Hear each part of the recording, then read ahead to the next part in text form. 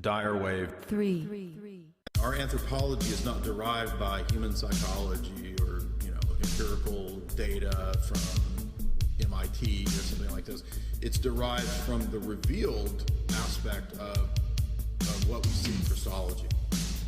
And so there's no real way to diagnose man's problem and to understand man and man's anthropology, as I said, without the right theology.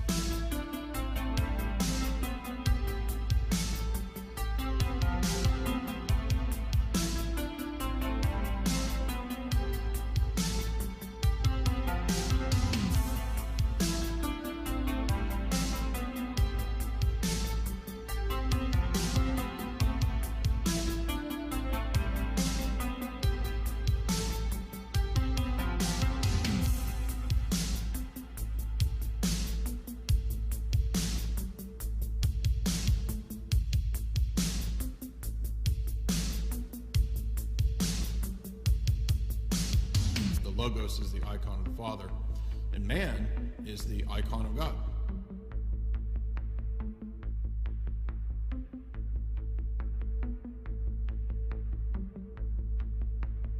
We are the image of God. Dyer wave 3.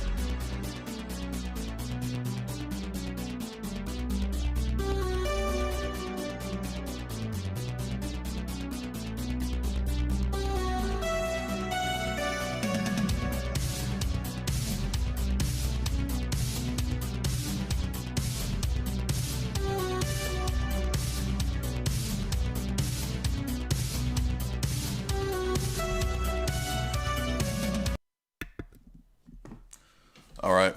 What's up, nerds? How y'all doing?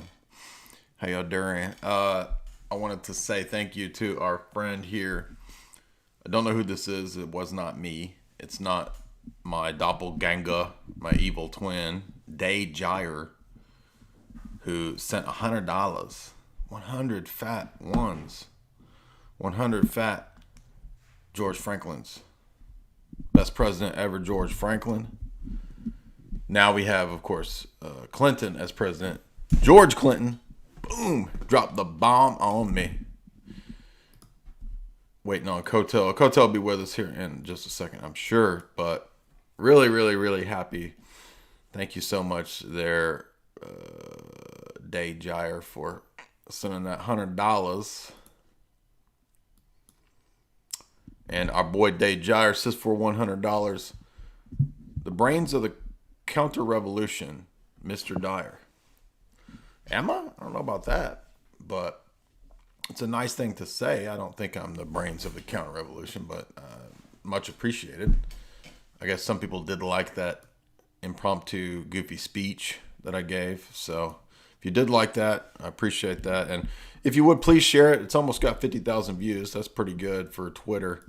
So please do go share that if you missed it. But you said also, you're saying this from Amsterdam, Nederlanda, as Klaus Schwab would say.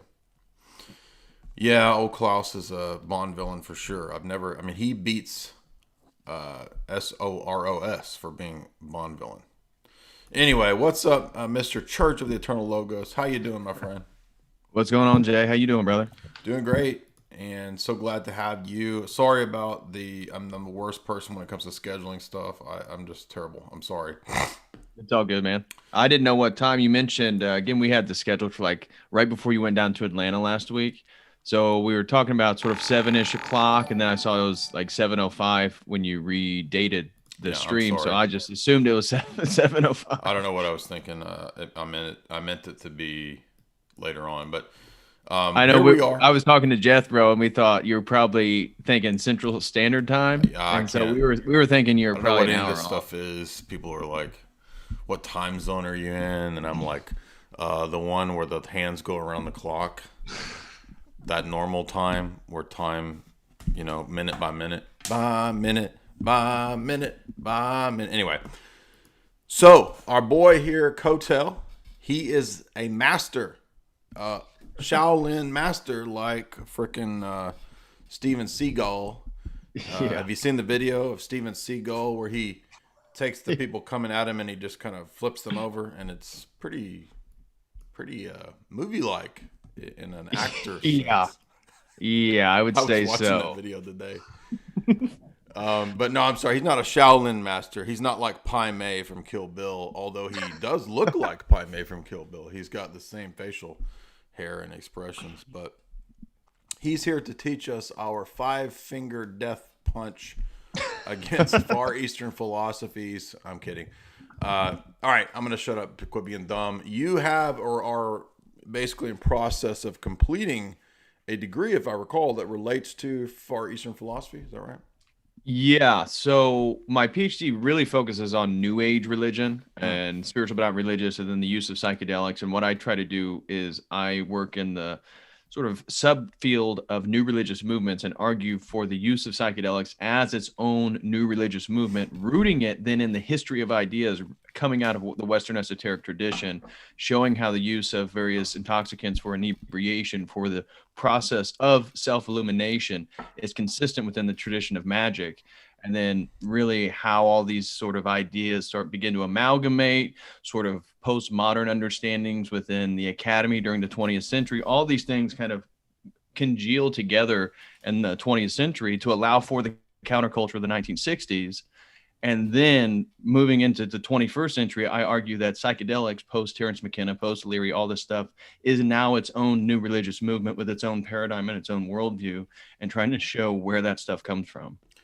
Yeah, and that's a great topic. That's what we're going to talk about, because I know a little bit about this arena. It's not my field, but as many of those who follow my work know, we have covered 4 or 5 of the psychonauts and their books in the Global Elite book series, because this does play a big role in where the elite want to take Western civilization, and ultimately you could say a kind of a global pseudo-religion, if we want to call it that, ties into the Global Elite book series. Maybe let's start it off with, now I've watched many of your videos and many of your longer talks where you've done really long explications of Far Eastern philosophy. How would you, I think most people in the West have these general ideas of like, oh, there's Zen and there's meditation and there's the idea, oh, we're all one, dude, and there's Maya. So people kind of have these vague ideas. How would you introduce maybe the whole of Far Eastern philosophy? How would you start us off in understanding the system before we move into the critiques? Well, to begin, I would say that most people, I think, have very generalistic and ambiguous understandings of what Buddhism is. Right. And Buddhism is actually much more complex than most people give it credit for. And so before you can even get into Buddhism, though, you have to know what Hinduism is. Then to know what modern Hinduism is, you have to actually know what the Rig Veda is and the Vedic tradition is that predates Hinduism. And that's actually going to be the launching point for much of our conversation today on why the psychedelic community reaches back to even Tibetan Buddhism, specifically because it's a tantric form of Buddhism, exactly, for a manual on the psychedelic experience. And tantric Buddhism, Vajrayana Buddhism, Tibetan Buddhism is going to be very different than all the various forms you're going to find on the island of Japan, Zen Buddhism, Shintoism, all these different things. And that's going to be very different than Pure Land and the forms that you're going to find on mainland China. And that's going to be very different than the Theravada Buddhism that spreads throughout Southeast Asia and moves in a general different direction, where Mahayana moves through northern, goes onto the Silk Road, and that's how it then enters China, and eventually Chinese people become Buddhists, and it kind of battles with Taoism and then Confucianism. It gets labeled as a religion, but it's not really a religion. It's more about a social organization and relationships. So Confucianism, I take a little bit of umbrage with it being categorized as a religion. It really has no transcendent values, and it's more about social organization and stuff like that. But to get into East Asian philosophy or theology, I would say you would need to probably begin with Hinduism, and then from a different approach, Taoism. And that's going to lead you to provide a sort of conceptual apparatus, then to understand Buddhism. Hinduism is going to be, we think about polytheism, the multiplicity of deities. A accurate way to think of Buddha or Hinduism is the crystallization of paganism. So even if you were to talk to Hindus, when we think about paganism, we think about people LARPing, of druids and stuff like this. But really what Hinduism is just a English term to describe pagan practices that situate themselves within the context of India. And so there's a great variety of what we would call Hinduism.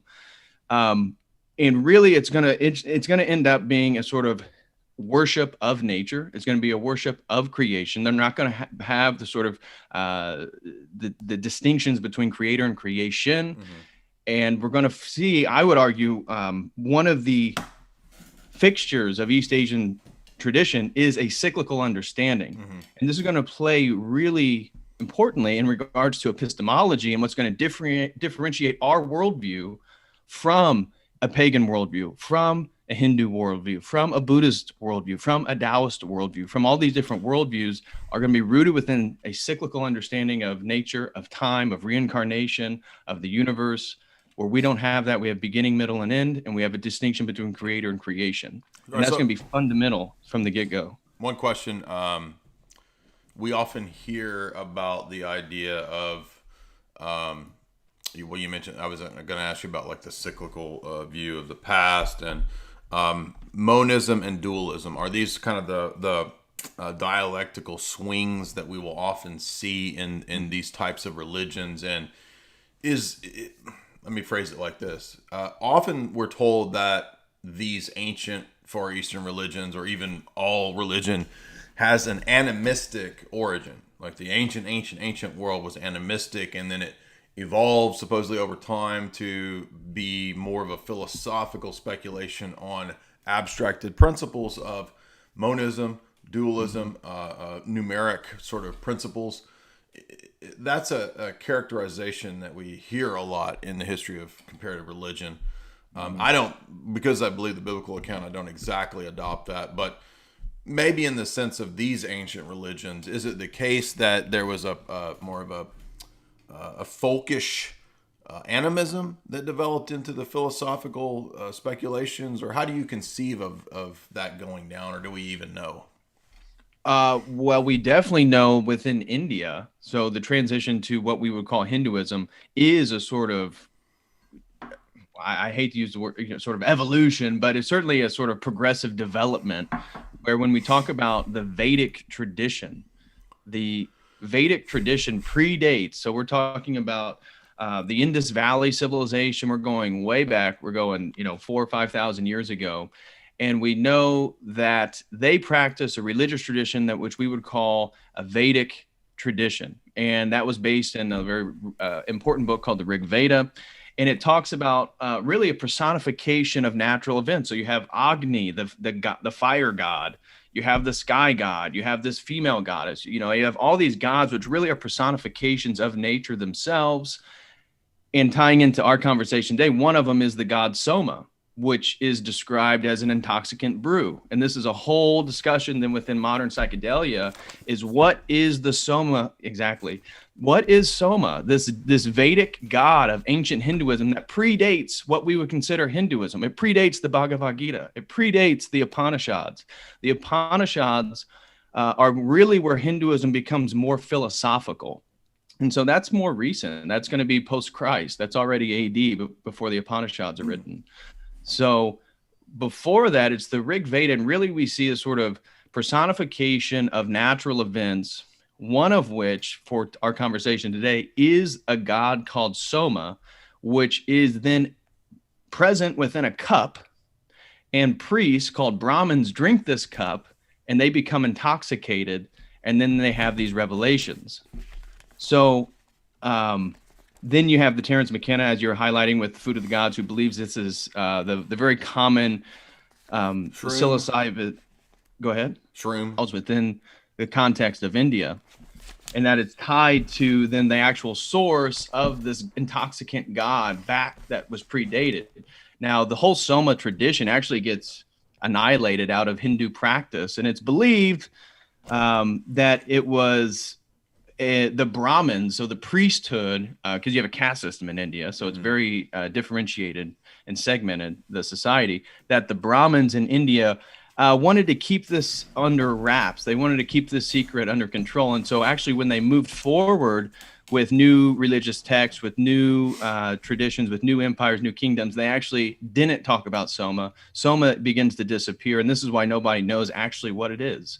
We just have these hymns that are sung that are present within a book called the Rig Veda, which is very old and predates, again, what most people understand. So it's entirely possible that it literally could have been crunk juice. Yeah, it could. Who knows what it been? Okay. Have you drunk it? Have you did this before? No. The juice of Sappho. Do you remember that? Are you a Dune fan? No, I am not. I'm actually not. Now familiar. that's a perennialist novel, and of course Dune is being remade, but it is by the juice of Sappho that the thoughts acquire speed, the lips acquire sand, the saints become warnings by will alone. I set my mind in motion. Boom, baby. How you like that? Anyway, I thought that was funny because I think there is I think Frank Herbert is referencing Soma when they have that ritual drink that the robot people drink in Dune. Right. But anyway, go ahead. Sorry. Well, and the same thing, I think you've talked about Aldous Huxley and his discussion, isn't it in, well, doesn't he have a book? He has a book called Soma. Yes. And then he also has a sort of intoxicant brew. It's the drug that everybody takes in Brave New World to exactly. That's what I was getting ready to say. Passive and apathetic, basically. Right. Which certainly we could even get into cannabis and how it I think it also does that at a sort of societal level, being a female plant. So the male version of the cannabis plant is hemp, which is actually not intoxicant. So it has all the same properties. You can make paper products, all this different stuff out of the male side. The female side of the plant is actually how you get inebriated. And so when we see the feminization of society and the feminization of men, I think it's also tied to an over ingestion of cannabis itself. Are you sure? Because I talked to I'm not joking. I talked to a hippie dude. I'm serious. Let me think. How many? 2 days ago, because I was traveling through Chattanooga, and there was a store that we walked into down on a strip, and there was a dude in there, and he was like, "Yeah, man, I've been breeding and selling for 20 years, dude." And he's like, "I sold a strand to the military, dude." And he was selling these objects, and I was like, "How can you sell this? This is not legal." He's like, "No, we sell the flower, dude." And I'm like, well, the flower? He says, "Yeah, this is hemp. This is not weed. This is hemp." So I was confused because apparently he was claiming, I don't know, this was what this dude was saying, that the hemp flower has a very low THC. I don't understand. I'm confused. It may have a very low amount, but I don't know anybody who's going and getting weed is getting hemp. I mean, it'd be so low, it probably isn't even worth it. I mean, when you're trying to get higher amounts of THC, you're going to get the female plant. So that's why I think it also has feminized qualities, which is interesting, and how I think it plays on society, right? Which is actually, I think, also going to be to a degree tied to our conversation today in the dissolution of the ego. So the whole dissolution of the ego and the ego itself being a sort of phallic structure. It's the presence of the self at a psychological level. It erects itself. Like the ego, I think of it as erect, right? It's present in the world. It's not totally receptive. So it's sort of a masculine structure, just psychologically speaking. And so when we look at then the dissolution and the ego death, which this whole book is about, and then using the Tibetan Book of the Dead as a sort of guide manual, I think, again, this to a degree begins to even in here, John Lennon talks about how he used Timothy Leary's crazy book, The Psychedelic Experience, and his experience after he dissolved his ego was that he didn't feel confident to make anything. By the way, people in the chat are vindicating me. I'm not trying to debate you on it. I'm not. Yeah. I don't know about drugs and psychedelics, but the flower, the bud that grows upon the hemp, does have a small amount of THC. Right, but nobody's really the flower. No, there's a whole flower store. Is flower. That's what I'm saying. There's a whole store in Chattanooga that sells that. Oh, okay. Well, I'm sure. Like, I'd be interested what the percentage is. I'm sure it's not in the 20% range where most people who are wanting to get cannabis are 20% THC or something like that. But no, I'm sure that there's some THC on the flower. I mean, that's what you smoke. But generally speaking, the male plant. This is why Trump legalized like CBD through hemp. So here in the state of Indiana, you have all these CBD stores, but that's because it all comes from the male plant, not the female plant. So THC levels can never be too high because you're not getting it from the female plant. I see. I didn't know that. Now we get back to these ancient Far Eastern texts and religions. So I have a book from Oxford. I don't know a whole lot about Hinduism, and so it's not like a single religious tradition. It's a bunch of different folkish ways that kind of have a confluence of intersections, and then that has these other Eastern religions that spring from it, correct? Yep, exactly. Now, one of the things that I don't even remember the guy's name. I wouldn't know how to pronounce it anyway. In this big fat Oxford book on the Vedas and whatnot, so he talks about there being stages in ancient Indian thought and philosophy, and one of the things that stuck out to me was that he says that there are periods when the Indian philosophers would really be pro-supernatural, and then they would kind of move into more of a naturalistic, anti-supernatural view, almost atheistic at times. And then he says they would also have these debates about whether everything was ultimately one or ultimately two or dyadic. Yep. Is that correct? Do they have these phases? Well, definitely the debate between the duality and the monism is still present. And so the two schools, you have the Vedanta school, which believes that there's sort of an internal duality, although somehow within that they feel like they can reconcile that duality. And then they've always been in opposition what's called the Advaita Vedanta tradition. And this is the tradition that gets so popular in the West, where it's about absolute non-duality. And that real understanding is to recognize the duality as sort of illusion, and that you have to transcend that, and it all goes back to Brahma. It all goes back to the one.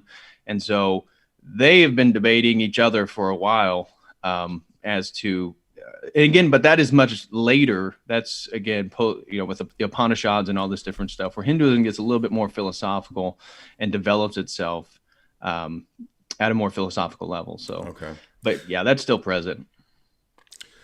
So why do you think the tendency is to spill over into these dialectical extremes of everything being one, or that particularity is somehow a lesser status of being? Like what, I mean, this is going to lead to the notion of, the dissolution of ego that's going to be supposedly so profound, but why do you think that is? Like what, why not say, oh, we all need to become, a piece of cheese? Like, why is it that we all need to become no thing? Right. Well, certainly India would have been influenced by Alexander the Great, and so they would be influenced by Platonic thought, and so they would already have a sort of Platonic notion between materiality and immateriality. And so now, that people will argue it's the other way around. That Plato got it from the Brahmas. Well, from Egypt, and then Egypt got it from there. What do you right? Think? Either way, it's all working back on each other one way or another. And given it's all pagan thought, this is all sort of naturalistic theology anyway. It's limited, right? Yeah. So one way or another, it's just that Hinduism is greatly influenced by Alexander and the sort of openness to Greek culture that's going to be present within India at that time. So that's again where you're going to get a lot of the Upanishads and the more sort of philosophical developments of Hinduism. Okay. Have you seen, by the way, The Man Who Would Be King? What's that?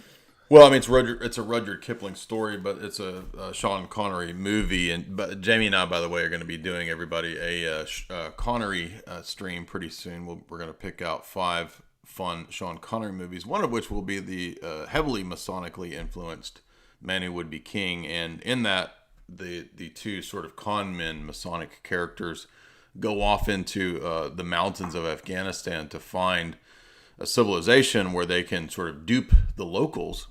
And they find a place that at one time was visited by Alexander and has this tradition that, Alexander the Great will return.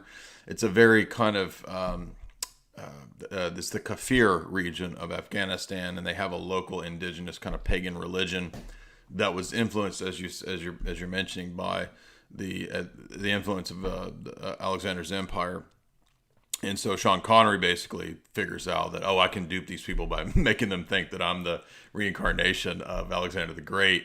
And so they try to set up themselves as sort of these kings of this local superstitious tribe. And it's a good allegory for the Masonic view of religion as kind of a tool of, Freemasonry and whatnot. But it actually is a good film. I've not read the Rudyard Kipling story, but it's him and Michael Caine. So it's a good movie. But it made me think of that because you have this notion of, even in that film, Alexander's empire stretching out to influence even these so far off, indigenous pagan Kafir. And the reason they're called the Kafirs is because that's infidel. And so that's the region of Afghanistan where Islam didn't penetrate. So they're still in that ancient Afghani, whatever pagan religion they have. Right. And back then, most of that was Buddhist. That's why the Taliban destroyed so many Buddhist monuments in Afghanistan. Well, that's the weird part, is because it seems more like the same way that Tibetan Buddhism takes on the local indigenous. The Bon tradition. Yeah, so the Kafiri Buddhism is a pagan exoteric thing. Yeah, and that's why Buddhism is so tricky to talk about, because you can say, well, Buddhism is atheistic, and you can say, it is. Right. but it's also theistic because as soon as you get into Tibetan Buddhism, now you have all these different gods. And so it's just really interesting. It has so many different schools, and it's very different. It's not as clean cut as like Orthodoxy, Catholicism, Protestantism. You have Theravada, you have Mahayana, you have Pure Land, you have Shingon Buddhism, which is a mixture of Shintoism, esoteric forms of magic, and then Chinese Buddhism, and that becomes the ritualistic religion of the emperors in China. And so when they wanted to perform magical rituals, when they wanted to affect the weather, when they wanted to win battles, they would bring in these Buddhist priests of the Shingon tradition, and then they would perform their rituals. And so that has deities, that has a goddess in it. So so Buddhism is very complex, and I think it needs more nuance when you talk about it. Not you, but just anybody. Then I think some people in the West give it credit, because you can't just say a generalistic statement like, oh, Buddhists don't believe in gods, which is true, but not all Buddhists believe that. If you're a Tibetan Buddhist, you actually do believe in gods. And you believe in the Dalai Lama, and he's on his 16th reincarnation. I am the Buddha. Have you seen Little Buddha with Keanu Reeves? No, dude, I'm terrible. You should go watch this. It's hilarious. It's so bad it's funny, but so it takes place in, I don't know, 90s, and there's the 15th or 16th Dalai Lama, and they decide that he's a little kid somewhere, and then I don't remember who it is. Julianne Moore or somebody is like, doesn't believe that he's really the Dalai Lama, and so she goes to learn about it, and they rehearse to her the story, and it's Keanu Reeves that is Prince Buddha back in the day. And Keanu's always funny, given his, because he's still kind of Bill and Ted Keanu, right? He's like, Dad, can I go out in the city? no, my son, That's where the Buddha sees suffering. It's like suffering. And anyway, so yeah, Keanu goes out of the city as Anyway, it's just goofy. It's a serious film trying to tell the story of the Buddha in a serious way, but it's a goofy movie. But it made me think of that. So you've got the 8 pillars, and you got this the fleeing from suffering. I guess what I'm getting at is it correct to say? So here's the approach I usually say is, these Far Eastern religions tend to fall over into monism or dualism. Would you say that's correct? Yes, I would. Okay. As a paradigm, they either fall into those two groups. Is that always the case, or are there like any weird fringe exceptions to that? As a paradigm, I would say no, not really. Interesting. Because they all fit that. Whether you look at paganism or a crystallized form in terms of Hinduism, so it has all these different ritualistic texts and traditions, or you look at nature religion in regards to Shintoism in Japan, or you look at all the different forms of Buddhism, which there's a wide variety. It's still going to come down to a sort of monism, even within the forms of Buddhism that are advocating for absolute non-existence, the dissolution of suffering and desire and existence itself. It's still making essentialist claims, and by doing that, it already falls victim to a monistic paradigm. Yeah, exactly. It's always seemed. Go ahead.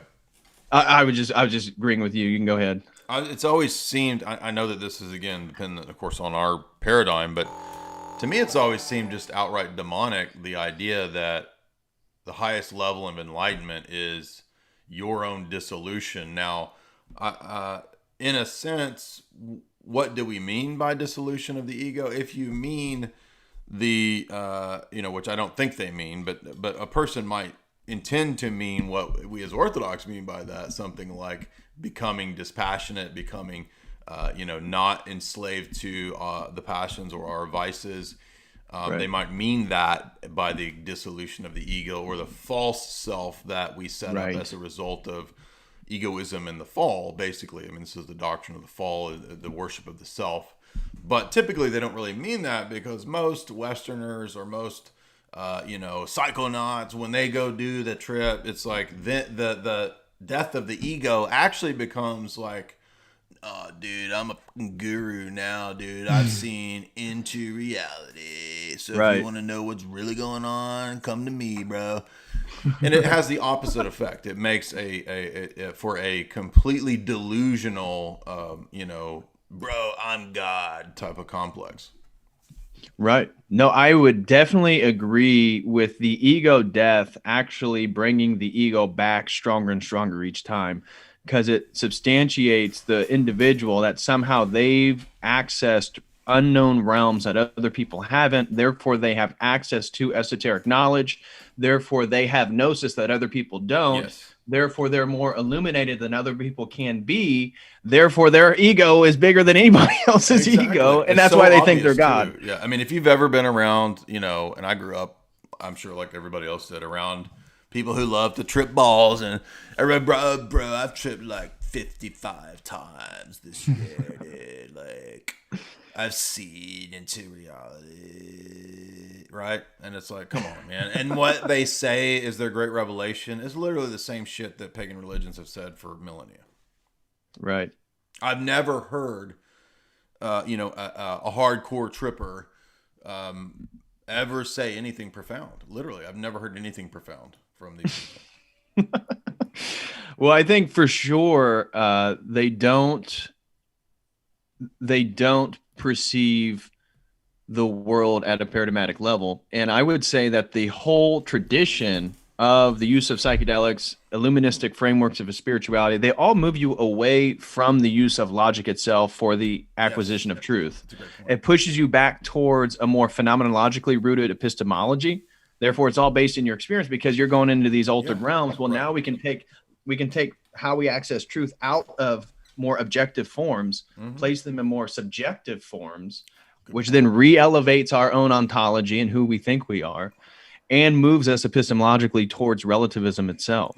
Yeah, you said it better than I could have said it. Exactly. That's what I was going for, and you nailed it right there. I mean, and that was my own experience, right? When I, had my bad trip and then subsequent trips, I remember thinking, oh, wow, I've really seen into reality. And that's the delusion that it gives, is that because it's this overwhelming, spectacle and sensory sort of experience, the eyes, the flashing lights, the melting, the breathing walls, all this kind of stuff, the emotions, the laughter, that gives the impression that this is all real, in the sense of the phenomena of the experience replace the content of the experience. Because then afterwards, when you ask people, well, what was the big revelation? You can never really put, it was like, everything was so pretty and you could just see the sparkle, and there's not really anything substantial there. So the appearance of depth is what's going on here, and not any real depth. And I think you stated it perfectly there, that it's moving you away from the notion of objective truth, of logic, and kind of replacing it with just the phenomenal and the experiential. Right, because the radical nature of these experiences definitely happen to somebody. So again, the conflating experience with truth. Exactly. That somehow they're one and the same thing. And we see then the approach is very ambiguous. So like even within our book here, where he on page 97 talks about this is now how the instructions, how the manual is to be used. Right at the beginning, we have the name of the voyager. And I thought this was so apropos for Orthodox theology. So just in like the first 5 lines there. So you're trying to, this is for, if you're leading somebody through a trip, right? They've taken psychedelics. Now you're leading them through these realms of the bardos, these states of death. The first one, what you begin to say, so they've already taken the drug, you say, name of voyager. So John Smith, John Smith, the time has come for you to seek new levels of reality. Your ego in the John Smith game are about to cease. You're about to face with the clear light. So you're about to be face to face with something that's ambiguous and has no personhood. What is the Lucifer, clear light? How does it have a face? You're about to see the light of Lucifer. Exactly. So it goes. So then from an Orthodox paradigm of always beginning your theology with personhood, we see here that they're trying to destroy the personhood in the individual and access for the validity of God in this ambiguous state of light. which is totally different from the Hesychast and I how was we gonna would say understand. it's a reverse hesychia, isn't it? So God is light, Yes. God is uncreated light. Lucifer is an angel of light, and he's the mimic. He's the inverse of that. God, of course, being the loving personal God, and then it only stands to reason that what Lucifer would want to promote is this sort of impersonalism, this idea that, oh no, you need to dissolve the hypostasis of who you are into this, I don't know, impersonal nothingness, nirvana, whatever it is. Right. No, and that lack of personhood, then when we look at Buddhism or even when we look at Hinduism, we can see, okay, interesting. These East Asian traditions are actually moving in the opposite direction in regards to this notion of personhood. That Buddhism is actually suffering is tied to your personhood. Oh, wow. And so really in Buddhism, you still want to destroy that ultimately. And that full enlightenment, full Satori, to be the guru figure is to actually no longer have that. And so we see then more. By the way, did you notice that it mentions the void? Yeah. I mean, in our theology, the void, the abyss, that's hell. not where you want to go. You don't want to be in the abyss. This says, make your ego become the abyss. Right. And that's where I think the theology of this stuff is so interesting, and that's why it fits so nicely within what the Western esoteric tradition of magic itself. I mean, now, because how do you make that connection there for us? Okay. So you're talking about Lucifer. I mean, where does Luciferianism come from other than Lightbringer. the secret societies, post-Renaissance magic? Right. So we got Ficino, Hermeticism, all this stuff. So then moving past that, post-Reformation, now we have these secret societies. We have all these, we see Protestantism smash out the mystical dimensions of Christianity in favor of like this austere rationalism. And in so doing, the mysticism presents itself in Northern Europe in the form of magic. And so we get Masonry, we get Rosicrucians, we get all these secret societies. Exactly, yeah. And so we get all these secret societies, and it's in these notions of theology, which are going to be monistic. It's going to be anti-personhood. It's going to be all about illumination. It's going to be all about one's realizing they are God. So then we can see the presuppositions of magic itself are rooted within the psychedelic spirituality.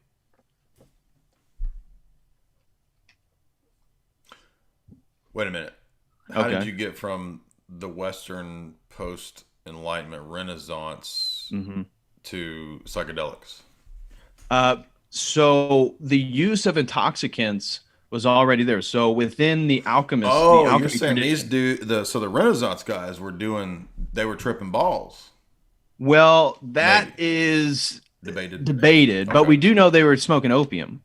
And so we do know, for example, like Paracelsus, a very famous alchemist, that he and there was alchemists named Dr. Opiatus. And that what they would do is they would smoke opium, then they would look into the retorts, they would look into their experiments, and then the reflections from is the whole mythology of the amalgamation and the distillation and all these different alchemical terms. It's sort of it's like a materialistic form of psychology. And that's why Jung was so interested in alchemy. And he loved this related to his idea of archetypes and symbolism and projections of the psyche. And so the alchemists were all about getting into altered states to re-perceive reality and gain gnosis to a degree. When you get into Crowley's a great example of that, by the way. Exactly, and that's later 19th, 20th century, later 19th century. But even earlier than that, we see a book by, I think it's Berthelot, The Hashish Eater.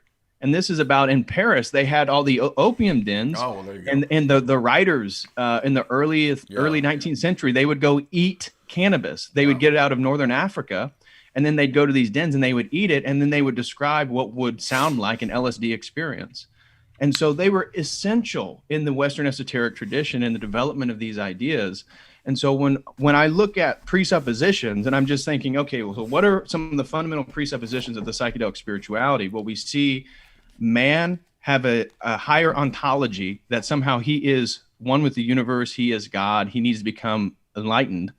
That's going to be tied then to a monistic understanding of the universe itself. And then we're going to see the sort of inebriation as a way in which to allow one to sort of access these forms of reality, that to perceive it as it really is. So Dr. Opiata sounds like a villain, like a Spider-Man villain or something. I know it does. But I'm sorry, I didn't mean to cut you off. Go ahead. No, go ahead. You have to put up with the bad joke interjections when you come on here. I'd like to read just a little bit more of this just for the sake of the audience and you can get an idea of what we're talking about. And thank you to David for pulling up that page 97. He says, "O name of Voyager, the time has come for you to seek new levels of reality. Your ego and the Bill Cosby game are about to cease. You are about to be set face to face with the clear light. You are about to experience it in its reality. In this ego-free state, wherein all things are like the void and the cloudless sky, the naked and spotless intellect is like a transparent vacuum. At this moment, you will know yourself and abide in that state." By the way, if you are a Twin Peaks fan, you will recall that when Leland is dying in the police station, what does Agent Cooper say to him? He says that. So Cooper is being the bardo instructor to Leland when Leland's dying, because Cooper is obsessed with Tibetan Buddhism. And he reads that. He says, in this ego state, you will be like the void in the cloudless sky, naked and spotless intellect. And he says, at this moment, know yourself and abide in that state. That's literally what Cooper says to Leland. But, "Oh, Bill Cosby, that which is the ego death is coming to you. Remember, this is now in the hour of death and rebirth. Take advantage of the temporary death to obtain the perfect state of enlightenment. Concentrate on the unity of all living beings. Hold on to that clear light." So there's your monism. "Use it to attain the understanding and love. If you cannot maintain the bliss of this illumination, if you are slipping back into contact with the external world, remember, the hallucinations that you now experience, the visions and the insights, they will teach you much about yourself and the world. The veil of routine perception will be torn from your eyes. And remember the unity of all living things." Once again, back to the monistic. And then it goes back down. And, remember the light, the clear light, the true light. So you get this appeal to the fact that this drug trip is going to be an initiatic experience. It's going to tell you about, the nature of reality basically being monism and everything being this impersonal sort of light force, right?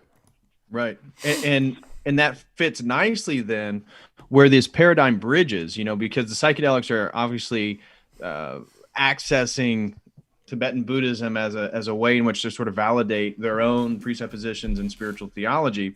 But when we're talking about Timothy Leary, we're also talking about somebody that has a different paradigm, I would argue, than like an Alan Watts. Timothy Leary is deeply embedded within the scientific paradigm. And so then the LSD, what it's doing is it's activating the neurons in your brain. You see that he has a very materialistic understanding of much of this stuff. He has a very Jungian understanding of the spirituality. This is psychological. These are symbolic formations. This is all your mind, right? He repeats throughout this book multiple times that you have to realize this is all your mind doing it. So then it comes back to this idea of where all is consciousness. And he's rooting it in. So even when he gets out of prison, for those of you who don't know Timothy Leary, it is useful to know that 1950s, he graduated from Berkeley, California as a PhD in psychology, was a professor there. Early 60s, he gets a job over at Harvard.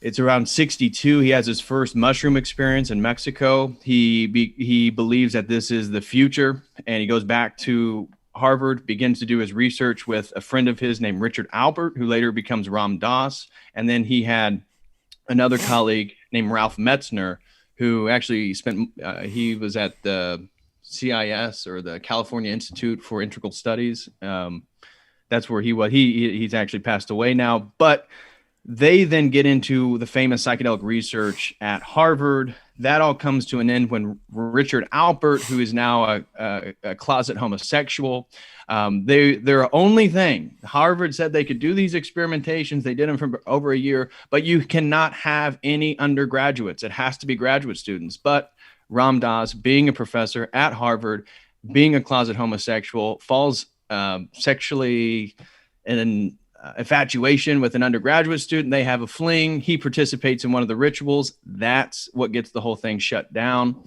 Now we're looking at we're at 1963, early 1960s. I got a question here. Yeah. So you say the rituals, is that connected to the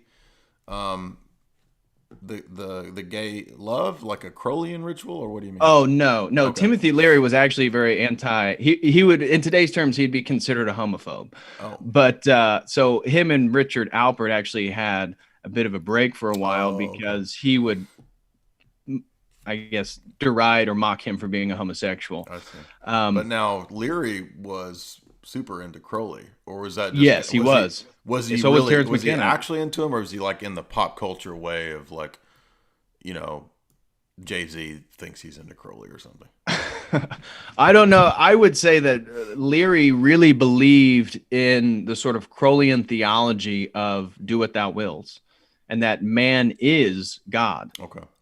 So, and I would say that's what I was trying to highlight with the differentiation between Timothy Leary and an Alan Watts. Is Alan Watts has very pejorative notions about science, right? He's much more in the sort of wishy-washy, feely sort of spiritual understanding. Timothy Leary is much more sort of psychological, scientific, even though he will be a sort of guru figure. He's interested in, he's a very sort of scientific guy. Even when he gets out of prison. So that's what I was trying to say. So 63, he gets fired from Harvard. Technically Richard Alpert got fired, and Timothy Leary and Ralph Metzner went with him. Interesting. No, they actually didn't get fired. It's Richard Alpert that got fired for having a gay fling with a student and then allowing him to participate in their experiments. So they then go about. So Ram Dass comes up in Daniel Pinchbeck's introduction to the book. I didn't know any of that. Yeah, and Ram Dass, he then, as Daniel Pinchbeck highlights, goes to India. He then has a sexual relationship with his guru, and then he throughout the rest of his life he never got married, and he claimed to be like bisexual or something like that. So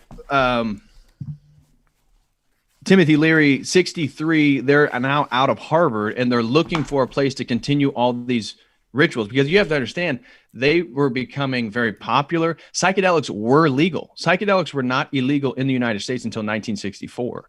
So in 1963, you could go to the Bay Area, you could go to a tobacco shop, and you could buy LSD. You can buy the stuff like you could. And so it wasn't until 1964 where that stuff's all made illegal. And so 63, the end of 63, I think November of 63 is when C.S. Lewis, Aldous Huxley, they both die. And when does JFK die? Is that 63 as well? And when does MLK die? Is that 63, 64? Anyways, no, JFK is alive because he's on the island with Tupac and Elvis, and Big. So they go to this famous mansion in upstate New York, and it's called the Melbrook Mansion. And so Peggy Hitchcock was she was an heiress to a very, very wealthy family. They had this huge mansion in upstate New York, and basically they took their operation at Harvard and moved it to there for a couple years. And there's a great book actually by Arthur Klepps. He was part of all this stuff, but he wrote a book documenting his experience. So it's like a first person sort of book about his time in basically the early 1963, and then Timothy Leary getting kicked out, him getting into these drugs, and then him moving to the Melbrook Mansion and doing all this stuff. So it's very interesting reading because it's a firsthand account of what they were doing, what type of rituals they were doing, the famous people that they were encountering. And so they were there for a while. Who? The famous people? Yeah. Oh, it was a who's of musicians. Okay. I mean, all the musicians wanted Timothy Leary to initiate. It was a who's who of the who. Yeah, but certainly the Beatles were one. I mean, musicians, they would ask Leary to lead them through basically what we're looking at here. And so they wanted to have the ego death. They wanted to have this full-blown psychedelic experience. Again, Timothy Leary, he's getting liquid forms of LSD. This is top quality stuff. So then they can come there, he can dose them up, and then he can lead them through these rituals. And that came to an end about at 66. Do you know what I Then mean? Do you know he what moves. I mean? Do you know what I moves mean, to, mate? Do you know what I mean? He moves to California, the Bay Area. And so that's where we see the Summer of Love is 1967. And so we see the whole sort of psychedelic stuff move from the East Coast, where it really got started, to the West Coast, the mid 60s. And so we see, because even Woodstock is New York. So that's 69. 67's the Summer of Love. That's in the Golden Gate Park in San Francisco. But the Haight-Ashbury stuff, that's all 66, 67, 68. But and then it's 1972. You know, Timothy Leary, what most people don't realize, he becomes the most wanted man in the world, in America, at one point, because he escaped prison. So he got arrested. You know, the Weathermen, you know, the sort of leftist, progressive terrorist of the 1960s, they rescued him or helped him break out of prison. And this was, this is the late, I swear, Timothy Leary, he climbed a telephone wire hand over hand to a pole, shimmied down the pole, and they had a car waiting for him. They booked it. And then he went to Algeria and was avoided extradition by the Black Panthers who were there in Algeria. And then he's trying to figure out how he can. A bunch of feds. I mean, I can't imagine actually pulling this off without, you know, some kind of like Fed aid or something. I mean, possible. He gets arrested in I think it's Kabul, Afghanistan. And so he's trying to figure out how he can like meet up with a lot of these other people or try to find a place where he can continue to do his research. And they find out about him, and he gets arrested, and then he goes back to prison, and that's in like 1972. And then he's there for few years. And then eventually he gets out, and he's all about transhumanism. He's all about technology. He's all about psychedelics and transhumanism actually leading people to the same point. And so transhumanism and technology is a psychedelics through materiality. And so then we can see Silicon Valley, all this stuff, it's all blending together. It's all the same presupposition and paradigm. Wow. By the way, this also connects to the origins of the internet, because there's similar characters who are involved in the Esalen Institute, who are also connected to like Pentagon and Silicon Valley, that are imagining at this time the internet. Have you heard of this? Yes. Yep. Okay. Mm-hmm. Yeah. And that would make sense with what you're saying about Leary, right? So perhaps Leary knew about this stuff, and we're all gonna be connected, man. And this is, I think he did. Okay. And I think that's why even in this book we hear a lot of talking about the game. I can't help but think that that's related to game theory, which comes from John von Neumann. That's how you get chicks, man. I'm gonna have to tell you about my game, how to get game later on, but I'm just joking. But John von Neumann, who then is talked about the architect of the internet, right, computers, all this different stuff. Well, he developed game theory, right, and to me, it sounds like Leary's already influenced by a lot of this stuff. Wow, right. So the quantification of everything under game theory leads to the logic of the noosphere and the Internet of Things, which ultimately I think is kind of what they were imagining a long time ago, was a simulation of all that's occurring. And lo and behold, Klaus is now telling us this in his Great Reset book, that's of course, yes, all along, that's where things have been going. So, we got you. You thought that the internet was given to you because the deep state loves you and they're your friends and they want you to have, high-level cryptographic technology that allows you to do things that, wizards did 1,000 years ago by looking into their magic mirrors. The little sorcerers and wizards did this. Now you can do it. You too can be a wizard if you only follow my 5-step instruction. Trip your balls off and become an initiate. Anyway, I'm going crazy, but I spent too much time with Alex, and now I'm going crazy. I'm going spurging out, going crazy. But what you just said with like Klaus, we see all the same presuppositions. Man is God. Man can dictate new structures of reality. So gender, just an easy one. the multiplicity of gender is rooted within the paradigm that there is no superior authority outside man and his creation. And so that is also tied with, Hermetic understandings of man being the brother of God, which is tied to the magical thought of man needing to become the magician, the wizard, really God incarnate, which is tied to, again, it's all monism. So globalism, the internet, these are all rooted within a monistic paradigm because you're thinking about entrapment or oneness of all this different stuff. Yeah, I was reminded, looking back at, both Pinchbeck in his essay in the introduction here and Terrence, as well as all these guys, they say quite a bit in their little essays.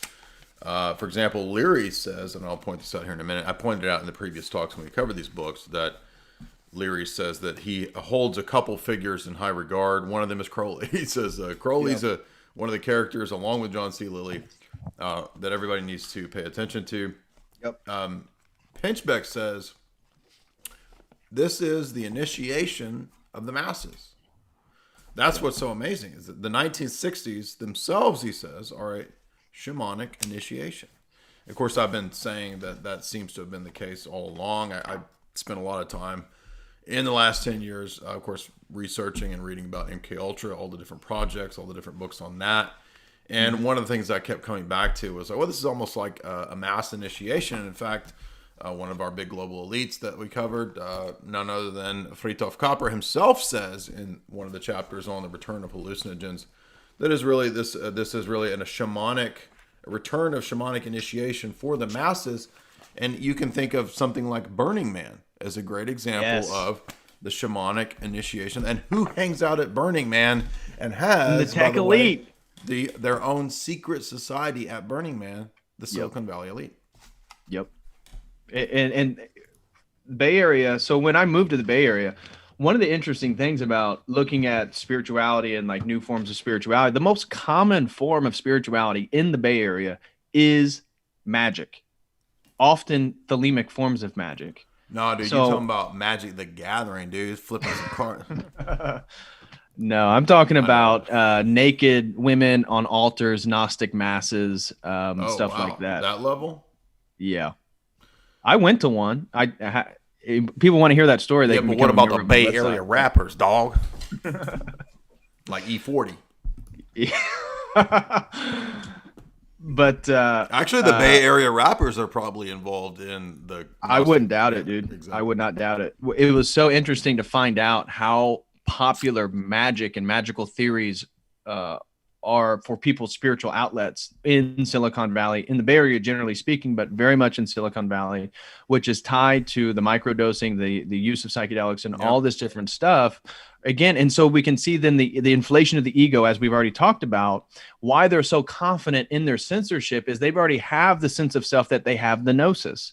They've gone to realms. They know you don't know. They know better. They're doing things for the betterment of the world, for the betterment of globalism, for the betterment of the globe. All these different things already rooted within their worldview. The same things we've already discussed with the psychedelics. So I see the transhumanist movement and Silicon Valley and psychedelics all branches from the same tree. Yeah, that's a great point.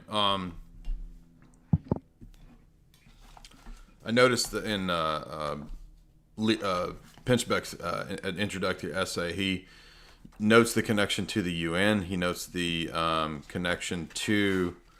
He does the same thing that McKenna does, where he sets up this false dichotomy between natural drugs like mushrooms versus the big pharma. Excuse me, but who developed LSD, by the way? Oh, big pharma, exactly. People don't know that Sandoz Pharmaceuticals, they had a direct hand in the development of this stuff. Gordon Wasson, whom is mentioned, of course, by McKenna. I mean, Wasson worked at the behest of the CIA. Time magazine promoted all of this stuff on the cover of Time magazine back in the day to help promote the counterculture revolution. And so a lot of people are unaware of that still. Right, and also our Gordon Wasson wasn't just working for the CIA. He was a high level worker. Yeah, for JP Morgan. JP Morgan. Exactly. So we see how the globalist financial institutions they're all tied together within this stuff. By the way, somebody said, "Why are you acting like a Southern tough guy and interrupting the guest?" I actually am a Southern person. I'm not a tough guy. I'm just a spurg, and I spurg out and act crazy and do voices. That's the normal me. And David and I are buddies. So this is not some sort of trap to stick it to the man, David Patrick Harry. We're gonna stick it to that dude. He says it's the return of animism, pantheism, and the mythological archetypes. And it's all couched, by the way, in the context of, yeah, man, we're the revolutionaries. We're going to fight the system. We're going to fight the man. And I think that's all BS. Now, I'm not calling into question, maybe Daniel Pinchbeck sincerely believes that. He's been actually on a lot of shows of people that I've been on shows with. I've never talked to Daniel Pinchbeck. I don't know him personally. I have friends that know him and are on good terms with him. I'm not trying to be mean to him. I don't know him. Right. But I don't think that a lot of the people who promote the counterculture, quote unquote, ideas, I don't think they really realize how much of a top-down promotion they get. In other words, I don't think they do either. Yeah, a lot of I think a lot of them perceive themselves as still the counterculture of the 60s. Exactly. And so and that's part of the branding. That's part of the paradigm, really. The paradigm of the psychedelic spirituality is somehow you are assuming a position that is just too radical for society and that you are on the outs. Mm-hmm. And really what it is doing is, and so where I would agree with Pinchbeck and with a lot of the psychedelic people is the problems with Protestantism. Yes, allow the vacuum for psychedelics to fill that mystical void in our society, because as they're talking about, we don't have initiations. We don't have ritualistic rites of passages. We don't even have real mysticism. Great point. I was going to say that he did make a good point there. Where was it? I made a note of it. Something about the loss of the notion of the mystical, the loss of the mythological. Now, I'm not equating, orthodoxy with the mythological, but you could use mythology in the way that like C.S. Lewis does it, where you're speaking of the grand narrative story that we're told. Yes. And so that is why people are finding materialism, rank empiricism, boring atheism so sort of dry and barren and boring. Is that's why they have the turn then towards the mystical in the sense of the shamanic or the pagan. I mean, by the way, we keep we tend to forget that like there's all this new neo-folk pagan revival that's going on. Yep. I mean, largely through a lot of internet stuff, but all of these trolls that come on here and troll me all the time. But so that's another element of this where people are turning to alternate forms of the mystical. Maybe they don't care about the New Age, but then let me get into my Volkish tradition or whatever. But it's just LARPing in the sense that, do you want that? Do you want Shirley MacLaine in the New Age? Do you want Ram Dass? Do you want go find a guru that you could sit under here? Go test out your shamanic, and you should go down to Peru, hang out with Tristan, and Tristan's a little stable of boomers that he's got down there that get duped by the brujos down there in Ecuador, right? But I'm saying it's like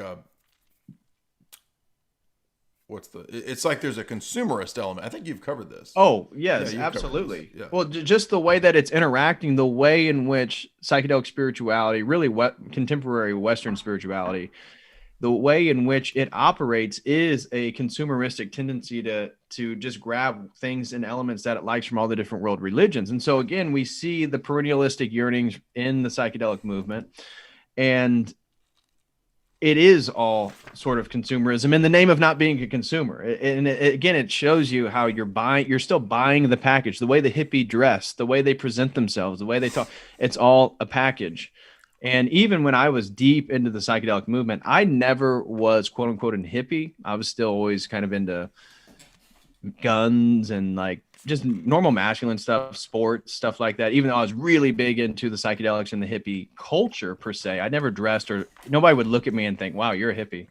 But that whole culture is subsumed within that worldview, and it's purchasing. You purchase the Buddhist beads to wrap around your wrist. You purchase the T-shirts. You purchase the shampoo or the lack of shampoo for your dreadlocks. I mean, it's all consumerism. And You got to buy all that expensive organic shit, dude. You go to the freaking Whole Foods, bra, and it's like you just spent, like, what was the old joke people in Nashville used to call it, whole check? Instead of Whole Foods, because you spent your whole check to go to Whole Foods. That's hilarious. But yeah, I definitely think it's tied up with consumerism. Right. I think really, I would agree with much of Max Weber's critique when you go back to the Protestant work ethic, and he's talking about no, Protestant theology itself is allowing for the erection of capitalism. Oh, now, there's plenty of things that I would disagree with Max Weber and his worldview, but I think generally that premise is correct. Mm-hmm. And that's why we see the capitalistic forms of economy take off in Northern Europe. And we can even see such a distinction between the labor force of Southern Europe and Northern Europe, how much more productive Northern Europe is versus the sort of lax atmosphere and culture of Southern Europe. Yeah. Well, that was also the split of Protestant North and Catholic South.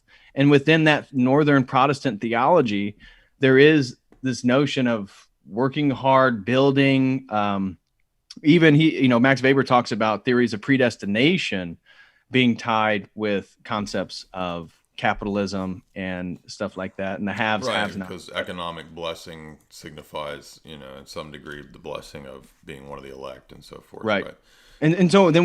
So how far of a stretch is it to get Joel Osteen inside the former Houston Rockets stadium? I mean, it's all the same it's just the natural flow of these presuppositions and where they would eventually go. Mm-hmm. And so then we get Western society, 20th century, mid-century Western society. So we're looking at the 1960s. You have this sort of dying formal Protestant worldview. And then you have this very lively and active new counterculture that is totally in opposition to it. And it's splitting society.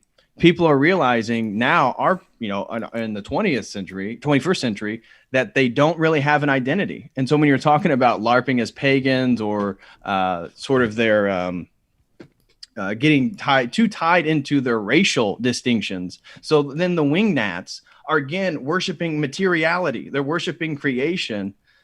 And that's why they're so embedded within their own race. Not that we can't talk about race in a very conscientious way. Gods in my veins, bro.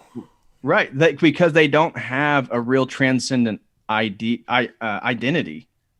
And that's why then their only resolution is go back into the biological ultimately. Yeah, so that's all they have to resort to now. And it's like they were red pilled. They see what's going on. They see all these things in society. They see all the problems from the Protestant theology, from the capitalism, from the consumerism, or the socialism. I mean, again, anybody who's played Monopoly, the dichotomy between capitalism and socialism is dumb. It leads to the same thing. And I can't believe that people haven't figured out that these pop-up movements. Anytime you see something newly popping up on the internet and it's this brand new thing and it's fake. It's fake, dude. Any new movement is fake. I guarantee you. So a resurgence of neo-paganism, you think that's not run by a bunch of social engineers and feds? I'm sorry, but it is. Exactly. Let me ask you this question because this comes up all the time when this topic is in the air. I'm going to play the part of the sort of skeptic person who's not maybe liking your take. Okay. David, isn't it? I mean, look, why are you hating on these drugs? They oftentimes foster people's religious quote unquote experiences. Perhaps it's a bad trip, but it also gets people into the point where they question their identity, they question their false self. Why is that a bad thing? Why do you have a problem with that? So I don't have a problem with people having mystical experiences or questioning the nature of authority or questioning the validity of their own culture and tradition.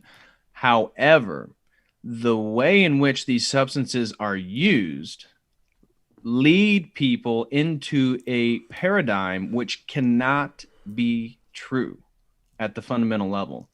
And therefore, I think that needs to be talked about, that needs to be highlighted, and that needs to be discussed as a detriment to these substances. That, again, it leads to monistic understanding. It leads to perennialism. It leads to a consumeristic use of spirituality. Yeah. And therefore, you never really develop spirituality. I did a whole video on horizontal versus verticality in regards to forms of spirituality. You have to be rooted in a single tradition to go upwards.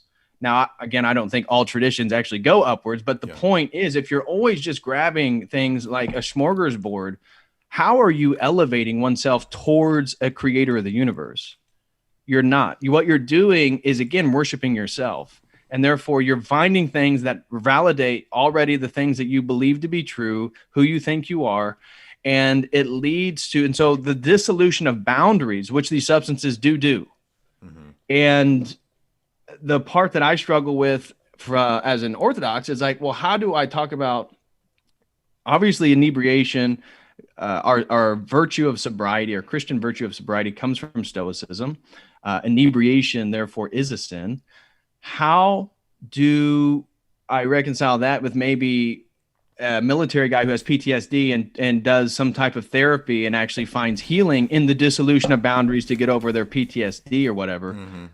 But the dissolution of boundaries themselves is what's leading people to relativism. So boundaries are dissolving in a conceptual, experimental, phenomenological level for the individual when they go into these psychedelic states. When they come out of that state, they take then on these presuppositions of boundary dissolution. So you see the multiplicity of genders being tied to this stuff. I want dissolution of boundaries. boundaries. Yes, I do not want to be one with your bunions. I want boundaries. I'm not your bunion. I will never be your bunion. Right? I mean, so, boundaries are a good thing.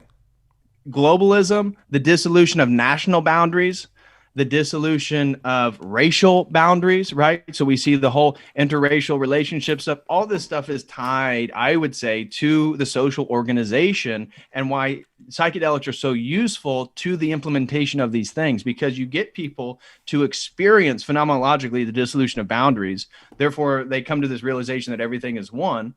Therefore, monism, perennialism, all this stuff is now rooted in their worldview. It's going to be very difficult for them to get out of because they experienced it as real.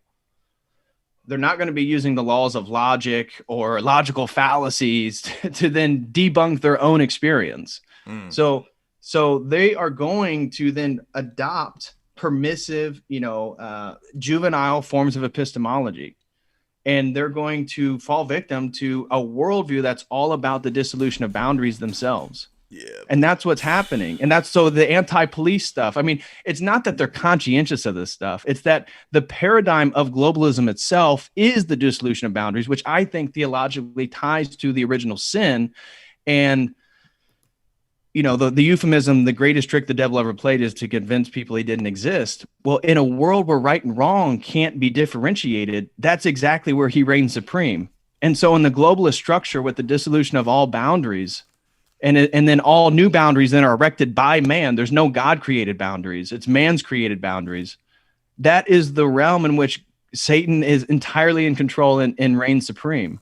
Yeah, but who are you to say what's true, man? I just think that's a really ego-based thing for you to say that, like, you know what's true or whatever. Like, I mean, your ego must just be like to the moon, dude. That's typically the kind of answer that you would get. It really is. Yeah. It really is, and that's what. As if that statement wasn't saying what's true. Right, and that's what's so sad is that it's funny because they are, I would say, generally speaking, some of them. I mean, I think the Orthodox community, at least my experience with a lot of the Ortho bros, very well-read individuals. My experience with a lot of the people deep in the psychedelics are typically well-read, but the sophistication of, and this is where, again, I really liked your apologetics, and it helped shake me out of these comfortable places in which the psychedelics take you at a worldview, is then using the laws of logic, using logical fallacies, using objective methods to try to get at what's true, because that then plays in favor to our worldview. And it validates the paradigm that we use as true. And then using those methods, we can debunk the other paradigms. Yeah, I mean, it's really kind of absurd and childish, like you said, to retreat into this oh, well, I'm anti-Western, so I don't accept Western logic. And, maybe your Western logic builds, rockets and bridges and skyscrapers or whatever, but my Eastern logic shows me that I'm one with everything. Okay, well, yeah, good luck with that.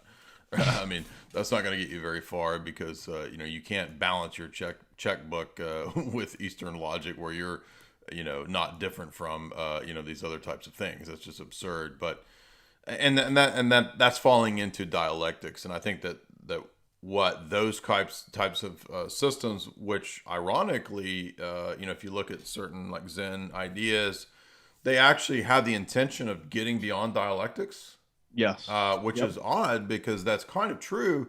However, they can't do it because by the logic dictated within that system, the transcending of dialectics is actually in the dissolution of all particulars, and that's the problem. Right. Yes. Oh, and you're still with then in their avoidance of the dualism or the dialectics, they end in then a monism of all is consciousness, all is nothingness. These are all essentialist claims. So then you're in a monistic worldview, which still implies duality, which still has a sort of dialectical tension, because as soon as you make an essentialist claim of whatever you're claiming, if it's that, it's not the opposite. Now you're stuck and you're back in the same problem. And so they go ahead. No, you go ahead. I was just going to say that they can't get out of their own way, and using logic, using an uncreated energy of the logos allows us to see that, allows us to highlight that, and then allows us to see that the Orthodox paradigm, it is collapsing of the dialectics. That's what's so beautiful about it. Like the both and, God being omnipotent, but God also is assuming human nature and self-limiting himself in the kenosis. Like everything, it's always collapsing the dialect. It's so beautiful. Christology does that often. The Trinity does that often. Essence, energy, distinction is beyond dialectics. I mean, this is what St. Gregory Palamas is referring to, the logical antinomies. And then Losky in his writings is consistently talking about that orthodoxy is affirming the reality and existence of logic at a certain level and is applicable to the created order, but God, of course, transcends the logical antinomies. And so it's, again, oftentimes, not in every case, but oftentimes it's a both and not an either or. And I want to give a shout out, by the way, to our good friend, Jim Bob. This is a Jim Bob original here. Be sure and follow Made by Jim Bob out there on Instagram and at his website. By the way, we almost had 500. We got up to 465 nerds, so almost to 500 nerds. Nice. In here with your boy COTEL. I'm your southern tough guy who interrupts a lot, Jay Dyer, and you can support me as well by subscribing to the website at the link in the show description, and also be sure and follow our friend David Patrick over at Church of the Eternal Logos. His links are in the show description as well. Let me ask you this question because this comes up all the time too. I wanted to get your take on it. Oftentimes people say, hey, look, dude, what about the legitimate medical use of these things? Is there a legitimate medical use of these things? Is there let me think of a case where I could speculate that maybe it could work. Let's say I know a person who's like a super alcoholic. Like they're at the point where they're going to drink themselves to death. Is there a place for like a last resort? Like maybe you should do this, dude. Like there's no other hope for you. It's not going to make you worse, in other words. Or would it make the person worse? I don't know. I mean, do you think that literally is there a place for this kind of stuff or not? My takeaway from, again, those of you who are familiar with my stuff know that I had a previous YouTube channel. I was deep into the psychedelics, did a lot of psychedelics. Is it depends so much on the individual. And this is why I'm very skeptical about just mass legalization of psychedelics or something like that, because it really has a lot to do with your own psyche. It has a lot to do with your childhood. And, like if you come from a broken home, you have abuse that you've had to deal with, and then you take psychedelics at a high dose, you're going to have a terrible experience unless you've already dealt with that stuff. Some people's psyches, I have a story. I had a friend, he was a medical doctor. He is a medical doctor now. This was back when I was very much into psychedelics. He wanted to have an LSD experience. He came over one night. I gave him half as much as I took. And we go downstairs and we start listening to, I think it was Alan Watts or something. And within just a few minutes, he's like grasping the side of the chair. His eyes are wide open. And I'm asking him how he's doing. Like, dude, you're all right? What's going on? And it's like he's seeing through me. He gets up, he's walking around. I'm talking to him. It's like he can't hear me. All of a sudden, he gets up, he's walking like a zombie, pushes the flat screen TV over. I have to go grab it before he breaks it. I'm like, what is going on? I open the back door. He walks outside. I'm scratching my head, like, what is going on? And I open the door. He's covered in dirt. He went and it was like rolling around in the yard. And he went into an altered state where he was literally in a different place. I had done 3-4 times the amount that he had done. I had done it multiple times. I have never gone into a place where I did not know I was tripping. He did not know. He was in an altered place, and 5 hours go by. Eventually, I put a sweatshirt on him, and it was like watching a hypnotist. It was like as soon as the sweatshirt came back over his face, he was back. He said, "Hey, Pat, what's going on?" Like, man, I'm cold. What, I got all these bruises. He was like walking into the side of the brick house. Like, he was not present in the world. He was present within a psychological hallucination. And that never happened to me. And so who you are, this stuff affects everybody very differently. And for it just to be out in the open for people to take, I think a lot of people will damage their psyche irreparably. What about in my case? They won't be able to repair it. Right. So what about in my case where I actually grew up with a mother who was a Samoan, who pretty consistently beat me, and my father was a black man. So should I take these in a MAPS way or not? I would be careful. A lot of the people that I know that By have the way, that great does not mean experiences- minor attractive person. That means multidisciplinary approach to psychedelic studies. This is a U.S. study group, according to the Pinchbeck chapter. Yeah, and it's one of the larger ones. It's in the Bay Area. It's run by Rick Strassman, who wrote the famous book, the Psychedelic DMT, the Spiritual Molecule. Or Rick Doblin, actually. So Rick Strassman's part of the board. Rick Doblin runs MAPS, but it's a big deal. Dennis McKenna, Terrence McKenna's brother, he's on the board.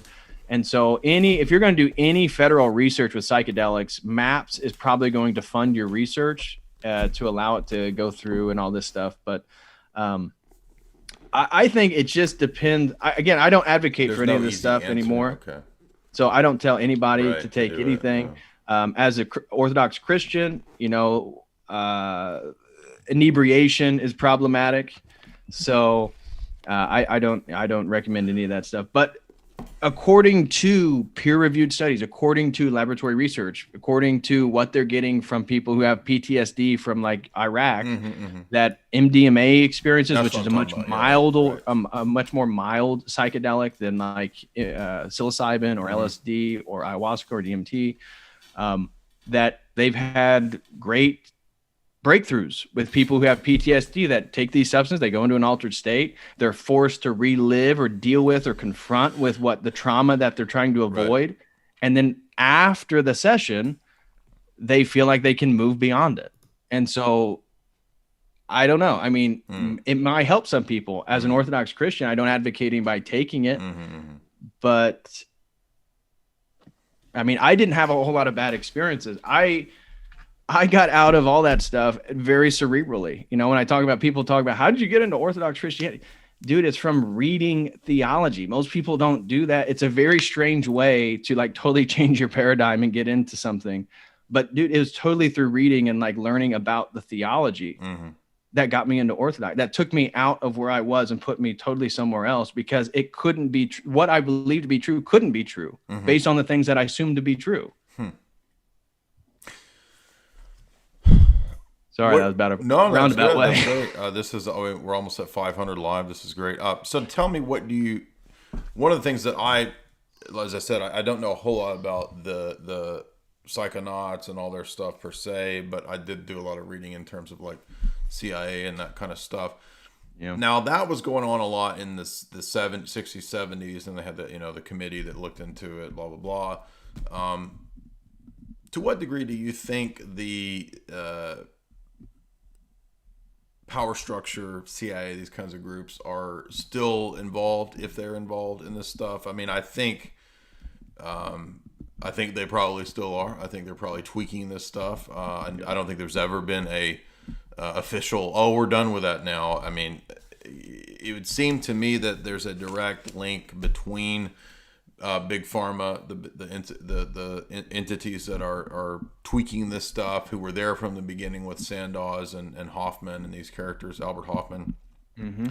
And my assumption would be that they're still involved in these types of things. I don't know to what degree, but what do you think about that? Because I go back to Lily's book, his autobiography, and again, I mean, maybe I'm not sure I believe everything Lily says. I think a lot of this, because he's kind of accused of being a BSer at times too. Right. Same with Timothy Leary. I mean, they were really right. good friends, and they believed like each other to be like geniuses. But I tend to think that, like, when he talks about back in the 40s and 50s that they were working on the brain chips.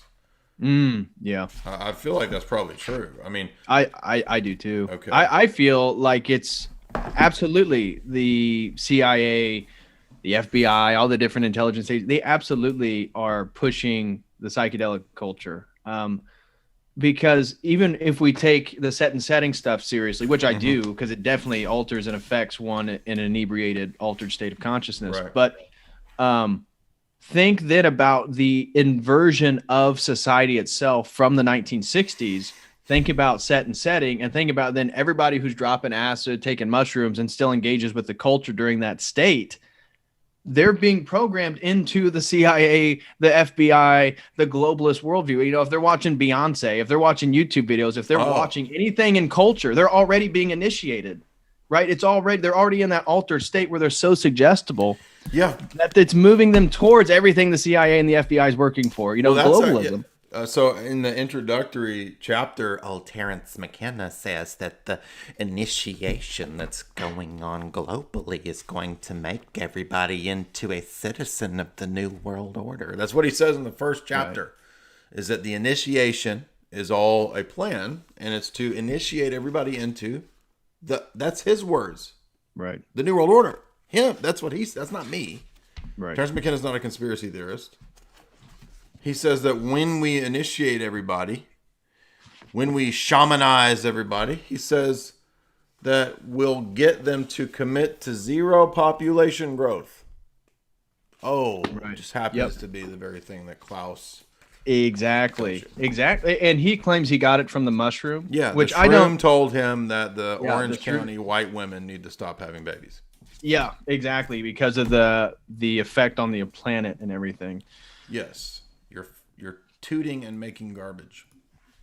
And, you know, exactly. You can't help but notice, you know, again, there's debates. I don't know if CIA was working with Terence McKenna.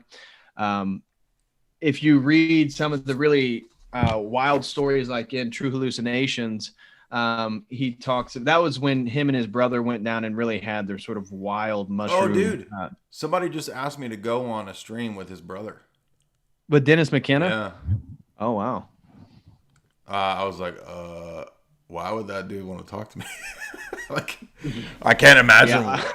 Like, maybe he just wants to hear his brother speaking through me. Like, I could pretend. Like, I'm gonna contact in a seance Terence McKenna. Terence, are you there? Yes, I'm here. I'd like to tell my brother that he needs to tie his fucking shoes. I'm waking up every day and I notice he doesn't tie his shoes. And then I'll come back and I'll be like, did Terrence speak to you? What did he say? And be like, oh, he told me to tie my shoes. Sorry, dude. I know you wanted something profound from the other end, from the beyond the netherworld, but that's all Terrence had for you today. You have to get a hold of Jonathan Edwards. Wasn't his show? Channeling Terrence McKenna. All right, I'm sorry that was really dumb, but yeah. That's funny that you were asked to be on a show with, because you guys, your paradigms are entirely in opposition. Maybe it would have made for an interesting conversation. By the way, when I was at that reminds me, when I was at the Mercado Sagrado event that I spoke at last year out in the Paramount Ranch, my booth was set up next to Terrence's widow, and I the whole time I had no idea that was her. I was just sitting next to this older woman the whole time. And then afterwards, the people that organized the event, they were like, "Did you talk to Terrence's widow?" And I'm like, "Who? What are you talking about?" She was like, "I put you next to Terrence's widow the whole day." I had no idea that was her. It starts with a K. Yeah, I don't remember her name. Her last name's Harrison. I mean, I said hi, but I had no idea who she was. Cat. Yeah. Her name's, like Catherine Harrison or Cat. People call her Cat. But I think the CIA is certainly involved. There's a whole theory that, even within this book, Terrence talks about running into a former Nazi, and I think he's somewhere in Southeast Asia trying to collect butterflies. And he is selling cannabis and hashish and stuff like that. And so he talks about how he gets picked up by Interpol, and he had to talk with the government when he came back to the United States. And that is right before then he goes down to Peru on watch out for that Nazi weed, man. Are you serious? Oh, dude, it's wild stories. Yeah. So this is like him trying to document his life, because he drops out of Berkeley, California, because he's in they had like these weird programs for like gifted students in the early 60s. They were like experimental majors.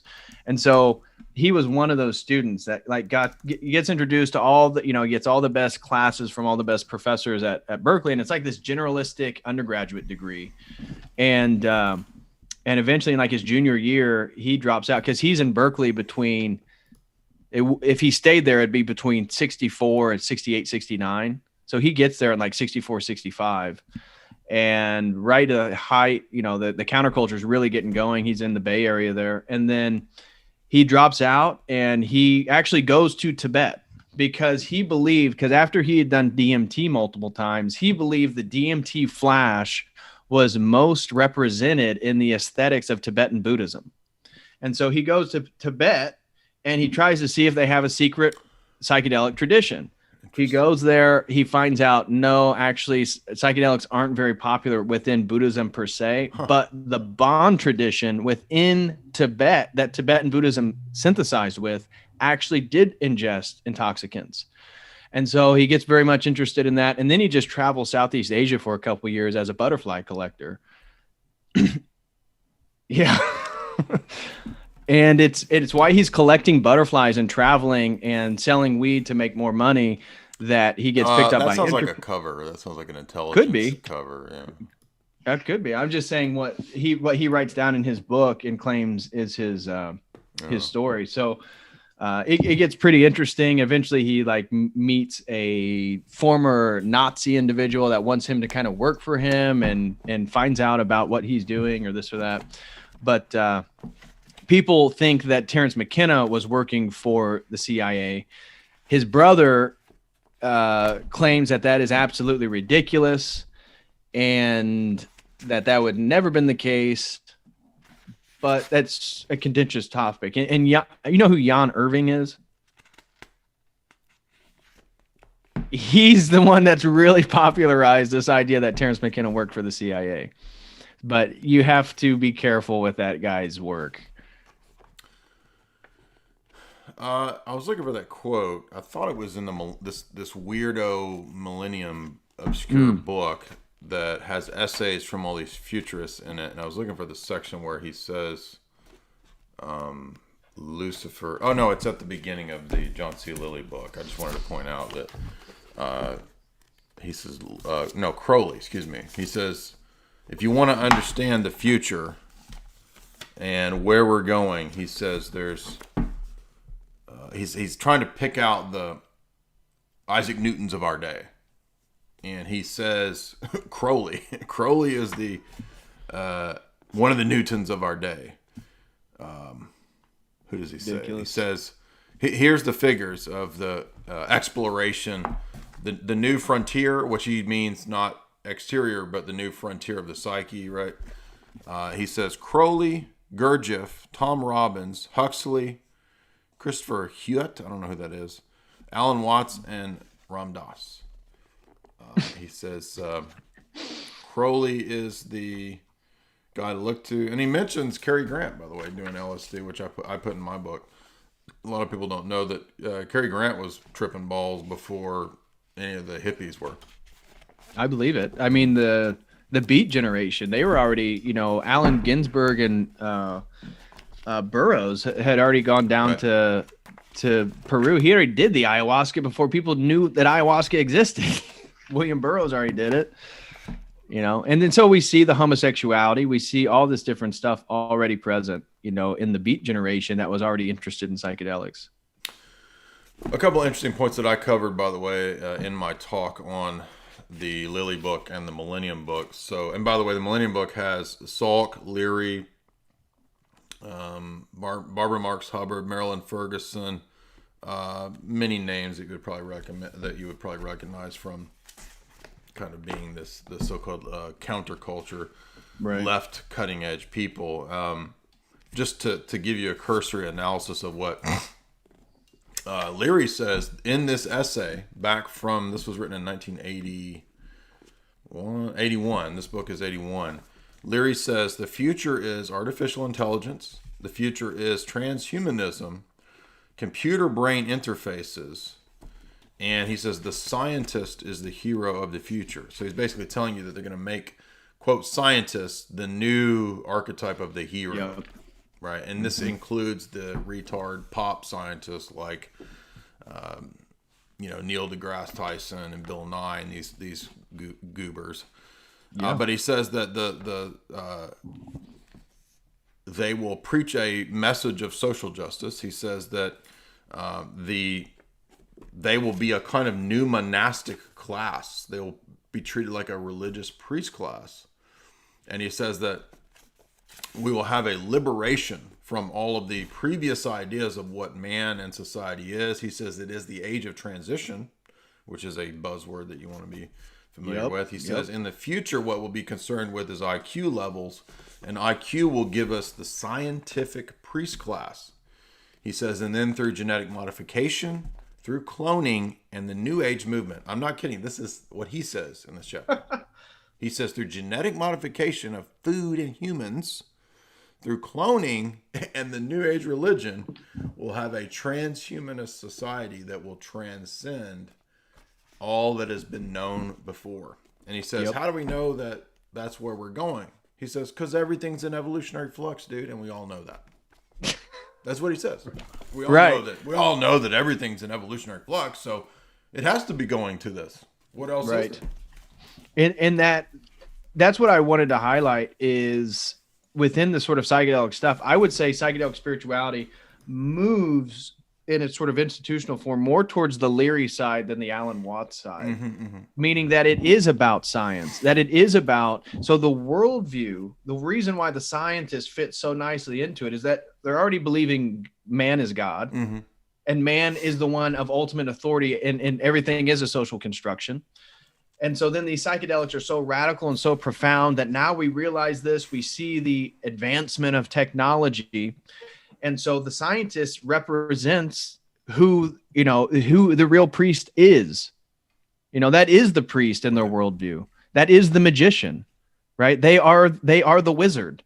And so when we see the Robert Anton Wilson's or move into the Neil deGrasse Tysons or something like that, it's such a scientific paradigm of man's rational capabilities, figuring out how the world really is, and we're going to move forward. We're going to be space-faring. We're going to travel, Star Wars. Well, there's actually an essay in this where the girl, I don't know who she is, she's no-name person, but the futurist girl who writes on human sexuality in the future says you're going to get to have space coitus, by which she means you'll be floating. You'll get to have floating coitus. Well, I mean, Terence McKenna has a famous lecture called Alien Love.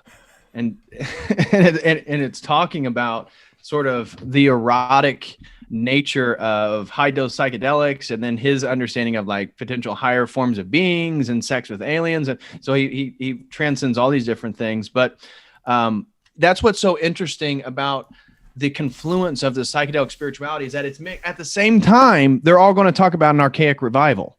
So at the same time, they're talking about a scientific revolution, a technocratic one world government. They want an archaic revolution. But what is the archaic revival? It's really the morality, the epistemology, the sophistication of the plebs. And that is where we're going back to an archaic structure. It's not the aristocrats. The science, they still want to be spacefaring. Elon Musk still wants his 5G satellites wrapping around the planet. Like, that's not going to change. What's going to change is you're going to live in a dirt hut. You're going to live in an archaic, shamanic, tribal form of living. And you know what? And by the way, we're actually going to reduce the population. In palaces and spaceships, you're going to be living in a hut at Burning Man, sharing your comb with a dude with stinky ass dreads. Yeah. And so like Terrence McKenna talked about how he's always about this archaic revival, believes that archaic forms of ecstasy are returning. And this is really the absent part of the sort of rational man of the 20th century. And then at the same time, he says his biggest dream, if he could be anywhere, would be in a spaceship, exploring the universe with all his books, like Moby Dick, who's the Captain Ahab and Moby Dick, like he's going out there and exploring the universe. So it's like, well, how can you hold both those? How can you hold that somehow the psychedelics bring about a return to nature and a return to archaic structures of ecstasy and society, and then also believe in a one world technocratic government where we're going to be spacefaring and all this? It doesn't matter. Again, because there's a fundamental contradiction. Dude, you're going to have space coitus. Who cares? Just look forward to that. Geez, can't you be... I mean, does nothing make you happy? You can't... All right. I'm sorry. We're going to have to close up right now. Yeah, and there's one more thing I wanted to mention here, and it's something that most people aren't going to be aware of, but there's a book. I don't necessarily advocate for the thesis of this book, but there's a very interesting book called Secret Drugs of Buddhism. It's by a guy named Mike Crowley. And it's a more recent book, and it has a foreword written by Anne Shulgin. So those of you who are more sophisticated in the psychedelic worldview, Sasha Shulgin developed all these different drugs, these different psychedelics. His wife wrote a foreword to this, but Mike Crowley, tying back really the whole conversation of today, believes that Vajrayana Buddhism, Tibetan Buddhism, does have a psychedelic tradition. Now, this, you're not going to find any Tibetan Buddhists actually say this. This is his argument based on help from linguists and stuff like that. He claims to be a Tibetan Buddhist. I don't put much credence in any Western person who claims to be a Buddhist, but he feels that soma that we were talking about at the beginning of this talk, back to the Vedic traditions of India, and this god named Soma, who was an intoxicant brew that the priest would drink, he believes that gets moved into Tibetan tantric forms of Buddhism. So Buddhism itself arrives in Tibet last, as the last place that it arrives in. So it's not till the 8th century that Tibetan Buddhism comes into existence. It is at that point that Shiva, a very popular deity in Hinduism, reemerges as infused as a god within Tibetan Buddhism. And the name used in Tibetan Buddhism is Avalokitesvara. So if you want me to spell that, it's Avalokitesvara. And he talks about how the translation of Vajrayana, so Theravada, the lesser vehicle, Mahayana, the greater vehicle, Vajrayana means the thunderbolt vehicle. And this is going to tie back to R. Gordon Wasson here in a second. But Mike Crowley claims that there's a special, unique rite within Vajrayana Buddhism, and it's called the Amarita. It's a sort of sacramental ritual, and it almost looks like a teapot. He claims that was used for the ingestion of urine, because if you get into the use of Amanita muscaria, the famous red and white mushroom, toad on Mario Kart, all this different stuff, this mushroom can be toxic. You have to dry it out so you don't ingest what's called muscimol, which is going to make you very, very sick, and it can kill you if you have enough in your system.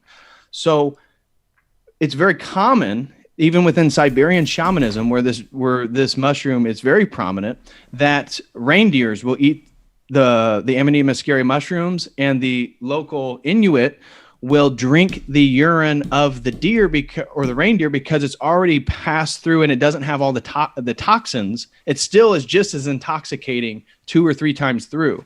And so it's interesting that Mike Crowley claims that this interesting teapot, which is unique to Vajrayana Buddhism, he claims is used for a very special urine ingesting ritual that he claims is tied to the secret tradition of soma going back to ancient India. Bruh. Bruh.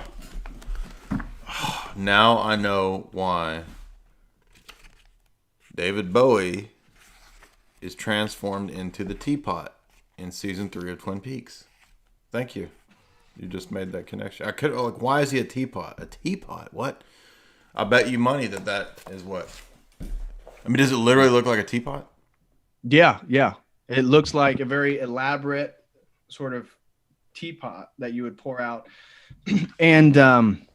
And so that whole urine drinking, for those of you who don't know, within the psychedelic community, it's very popular to talk about, don't you know the origins of Christmas? And talking about how Santa Claus is a sort of Siberian shamanic figure, that the North Pole is really the sort of Yggdrasil, the world axis, the world tree at the North Pole. And this is the axis mundi. And that the reindeer, the reason why he has flying reindeer is because reindeer are one of the few species known to ingest this intoxicant, this Amanita muscaria mushroom. So reindeer actually like to get high and trip off this mushroom. So we have Santa Claus, this who himself, again, this debated, did Coca-Cola change the colors of Christmas to red and white? Did it exist before? You can look at old Germanic Christmas cards, they're red and white. But the presence of the red and white color motif within Christmas is tied, some people believe, to the red and white mushroom. So the whole Christmas tree, what do we usually use? We use pine trees or birch trees. Pine trees or birch trees are the trees in which these mushrooms grow under. So we see that so these particular trees in Siberia, that's where these mushrooms would grow under. Say the shaman would then go pick these mushrooms and he would lay them on the branches of the tree. So that'd be the sort of decorating of the Christmas tree. And then he would dry them out. That's why he's plucking them from the ground and putting them out for the sun to dry on the tree. Then he dries them, then he can ingest them.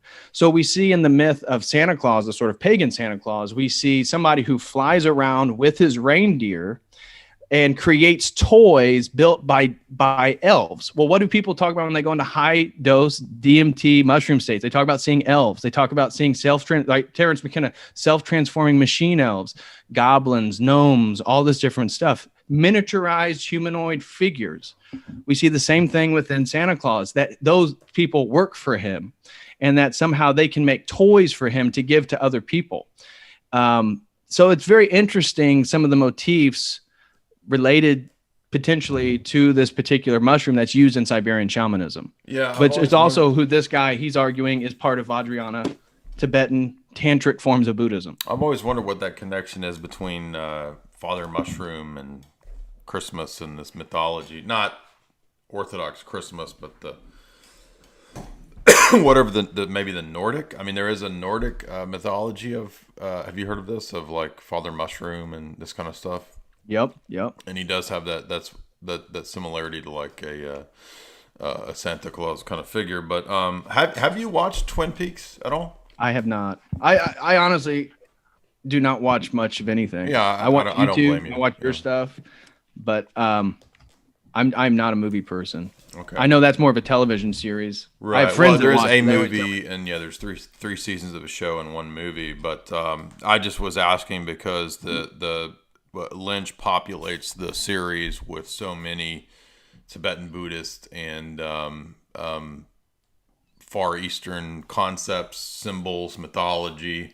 It's an interesting collage of these things that pop up, and if people are into Lynch, then it's kind of this ongoing thing where you kind of decode new things. And so I could never understand why the David Bowie character, who's an FBI agent in season 2, and then he sort of appears in, well, he's referenced in season 2, but he appears in the movie, and then he kind of disappears, and then there's this weird scene in season 3 where Cooper, the protagonist guy, is kind of seeking him out, and he goes into this alternate dimension, and we find that the David Bowie character is a giant teapot who speaks literally. I mean, I know it sounds crazy, but this is in the in-between realm where the manifestation of things can kind of be anything. Wow. So I guarantee you that David Lynch has read this book. there you go. Yeah. Because this is a very unique book, because he's one of the few authors to make this claim that there is a secret psychedelic mushroom tradition within Tibetan tantric forms of Buddhism. That makes and sense. this is very unique. And he uses a lot of different ways to make his claim. He uses, rituals, historical evidence, linguistic evidence. But I've never seen any other scholar claim that. That's why, I'm not going to support his thesis, but it's interesting to read, at least to know that it's out there.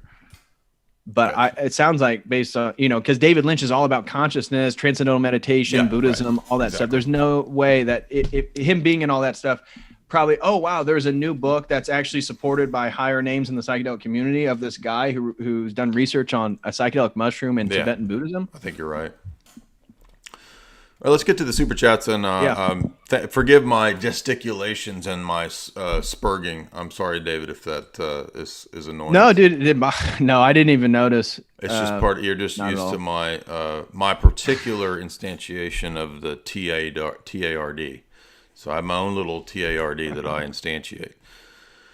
Quillis for $3. Do you have a list of the books of the elite that you've covered? I mean, there is at my website, there's a recommended reading list. It hasn't been updated in a while because I've been trying to figure out how to get that list organized, which is very difficult given the website. But all of those books are there. I mean, there's almost 50 now. I'm not going to list them out, but just go to the website and there's most of the books listed there.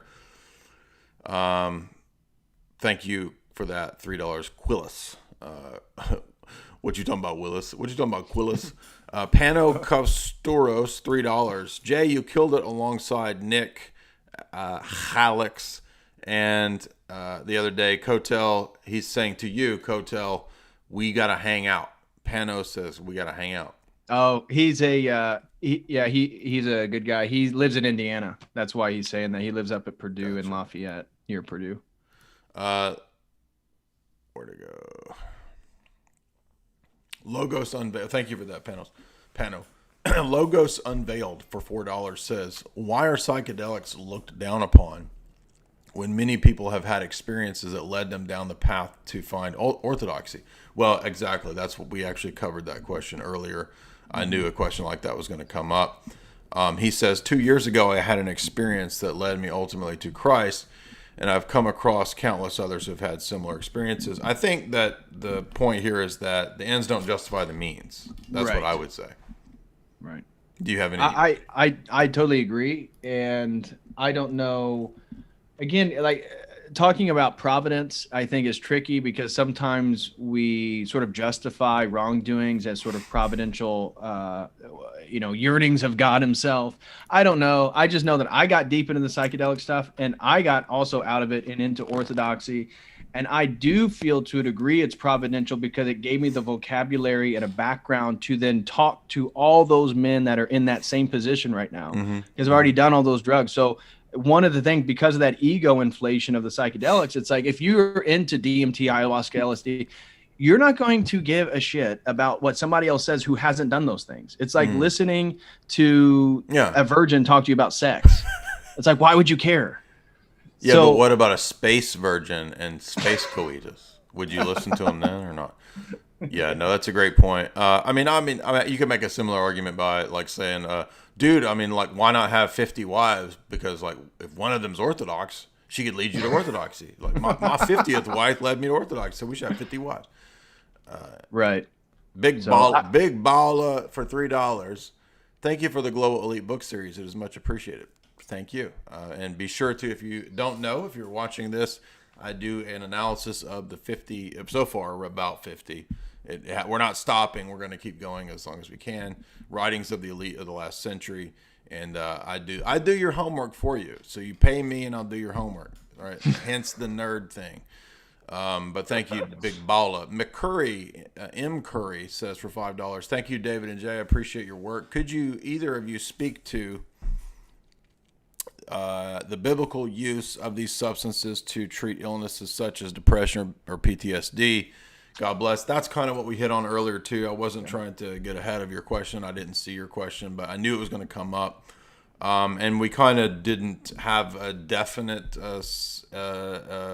silver bullet in every case situation. There could be, uses for these things in certain cases, but I agree with David that it's not helpful to society to have like all of this legalized, right? Yeah. Yeah.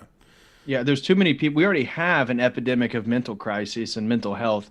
To then exacerbate that with people literally going out of their mind, I don't think it's good. Luckily, I have a big ego, and so maybe that's why I never had a lot of bad problems with the psychedelics. Is I don't have a fragile psyche that can be shattered, and I can't put it and piece itself back together. I don't think people who do the YouTube stuff, to do this, you have to have an ego. You have to think that I know something and I feel like I can share it with other people. That is a sort of egoic drive. But so many people are already having mental problems. We have depression. We have all this stuff. I think there's a lot of better means to deal with that. Mostly, like, go work out. If you're not working out and you're not eating healthy, psychedelics shouldn't be an option to solve your mental problems or your depression. That's not you going can't to solve a spiritual problem with some food or chemical. I mean, Right. it requires spiritual healing. That's ultimately what humanity's problem is. It's not a biological chemical imbalance or whatever. It's a spiritual problem, and then the other problems flow from that. Right. That's my take on it. Which is not to say that you shouldn't get your diet right and follow the kind of regimen like David covers in a lot of his videos. You should, but I mean, the spiritual, you put it in a hierarchy, right? The spiritual first, and then those others after that. Yep. Vampire Frog for $5 says, "Jay, are you ever going to do a talk on AA?" I don't know. I've never been to AA. I don't know much about AA. Yes, I have heard of the New Age and quasi-cultic background to AA, but I don't know enough about it really to comment on it. Vampire Frog goes on to say they have Young and Crowley behind them. I didn't know that. And a cult with the same name with a low recovery rate. Are you saying Argentium Astrum? I don't think Argentium Astrum is the same as AA. That would be pretty weird if you're a drunkard and you go to AA and you show up and there's like Crowley's there trying to do butt things. Or that would be pretty weird. But Yeah, I'm confused. I don't know. But I think you're talking about the Argentium Astrum, but I don't think that's connected to AA. Simeon M for $10. I'm currently a Pentecostal. I'm currently a Pentecostal. Considering orthodoxy, would you draw any comparison between the increase in charismatic Christian spirituality and the increase in the West, in the forms of spirituality that you mentioned tonight? Yes, and I will once again mention Crowley. Guess what Crowley said was one of the closest forms of Christianity to Crowleyanism, according to Crowley, charismatic Pentecostalism. And he said that because he thought that the direct possession and inspiration idea, like in voodoo, was much closer to what the magus is really trying to achieve. And yeah, you can have all these robes and magic circles or whatever, but the point of all that is to get you to this possessed state. And so he thought that, and so in that sense, because the New Age is actually the father of the New Age, as Tim Leary says, is really Crowley.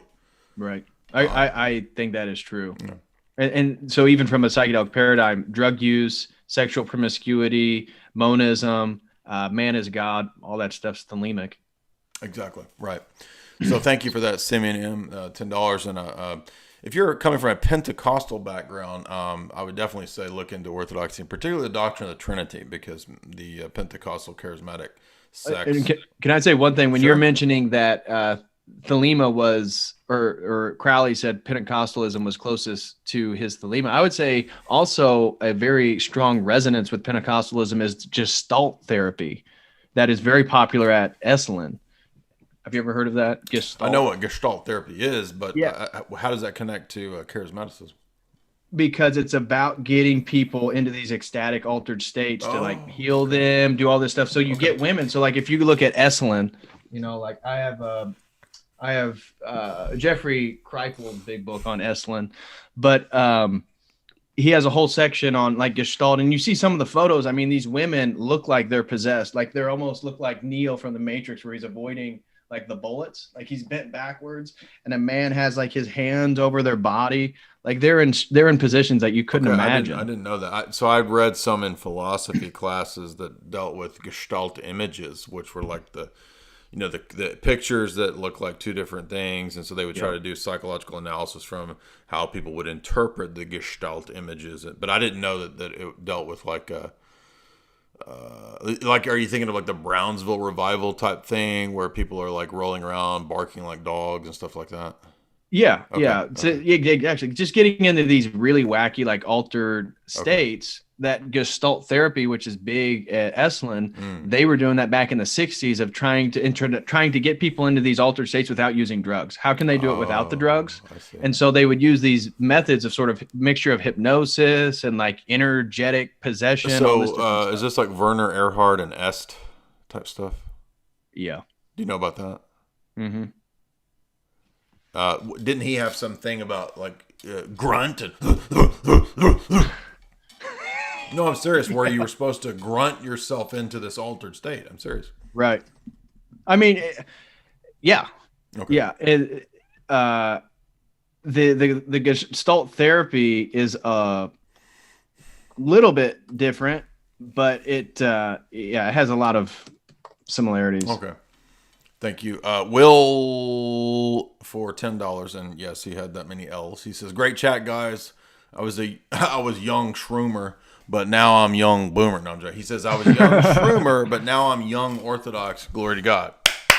That's what we want to hear. That's good.